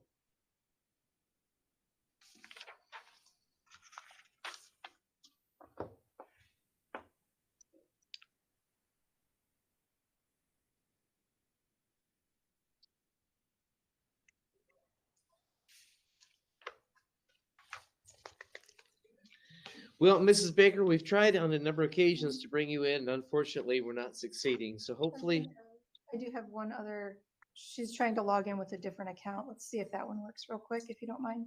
okay. There we go. That's out. Mrs. Baker, you will now need to unmute that device that you've logged in through. All right, can you hear me? Yes. We can hear you. Thank you. Yes. Wonderful, wonderful. Sorry for all the technical difficulties. My name is Laura Baker. I'm at 14369 Parkridge Drive here in Granger, and I'm grateful that I get to speak with you. I currently have a 9th grader at Penn High School, but I'm a little more familiar with it, the district, than that, because I am also the mother of somebody who graduated in 2019, 2014, and even 2010. So when I say that I am a proud parent of Penn High School students, that means something over time. And the reason that I wanted to address and the point that I wanted to make today is that over those years and all the involvement that I've had at PHM, the faculty and the administrators there have consistently proven their ability to challenge my children as academic people and as people who operate and are a part of the world. And I mean that through the emotional social learning that they do at Penn High School. I could go into a lot of times about bragging about all the things that my children have done in the academic world, but some of the things that I'm most proud of is how they are able to hold on to themselves, how they build apathy, empathy for other people, how they are able to apply that. And a lot of that started with the common language that administrators and faculty at Penn High School and the younger grades started them using so that they could move through into the world and actually do good in the world. And I think all of the trust that's been built over time with the teachers that I have with the teachers has really brought me to the conclusion that they are really the best people to advocate for what has to happen and what kind of content needs to be used in the classroom. So I'm hearing an awful lot of loud voices in the room that talk a lot about how it's only maybe 1 or 2% of teachers. And I actually think that the respect that teachers have earned over many, many years from me make them the most qualified to choose how they're going to implement the emotional social learning curriculum at Penn and how they're going to shape children going forward so that they can do the best that they can in this world. So I just wanted to advocate for our teachers, and thanks for being patient with me as I went through some technical difficulties. You are very welcome. Thank you, Mrs. Baker, for being persistent and very well said. Thanks for joining us tonight. Anybody else online who'd like to address the board? There's not. One last call for anybody in person. We'll move on then to board reports and requests. Board members, do you have anything else to report or request? I'd like to report, I was fortunate enough to visit middle school and elementary school in our district recently. And I was kind of intrigued by it with seeing some of the new technology, some of the new desks, the pilot lighting program for LED lights, and all the great things we see and the money and resources go to. But to see the energy from the teachers, I was just overwhelmed by, and I don't know how they do it. I mean, it just caught me off guard. It was a great experience, and I can't thank them enough. So I just wanted to pass that along. It was a wonderful experience. Appreciate that, Mr. McCullough. Other reports and requests from board members? I just wanted to respond to Mr. Glassburn and the Glasswords, just that I know we've read hundreds of letters, and we really appreciate when people come and share at the board, teachers, parents. I can think of multiple times where it has made a difference, and we've either tabled issues to get more information or even changed how we voted on things and asked more questions. So we do really appreciate the partnership and the information and the questions that are provided, and appreciate people using their voice. And tonight, what I heard over and over again from the teachers that shared, like just the whys about why you're teaching, and that whole picture look that was brought up over and over. I don't think I've ever heard that so much in one board meeting. And like I said earlier, as a parent, and it's just as we keep right now what's going on with Congress and being looked under a microscope, just the fact that our teachers at PHM are saying, like, we're looking at the whys, like we're looking at the outcome. We're not just throwing things in. And I just really appreciate you guys sharing that with us and with our community. And I'm so excited to know that that is where you're starting from, is what you want at the end. So thank you so much, and thank you for sharing from your heart. Thank you, Mrs. Gates. Other reports and requests? Okay, moving on, we'll get to the announcements. The next regular meeting of the Penn-Harris-Madison Board of School Trustees will convene Monday, March the 28th, 2022 at 7 p.m. There being no further business before the board, I'll entertain a motion to adjourn. I so move. Second. Mr. Beeler, how do you vote? Aye. Mr. Garrett, how do you vote? Aye. Mrs. Gates, how do you vote? Aye. Mr. Riley, how do you vote? Aye. Mr. McCullough, how do you vote? Aye. And Mr. Turnwall, how do you vote? Aye. Ms. Roach, how do you vote? Aye. Motion carries by a vote of 7-0. We are adjourned at 9:37 p.m.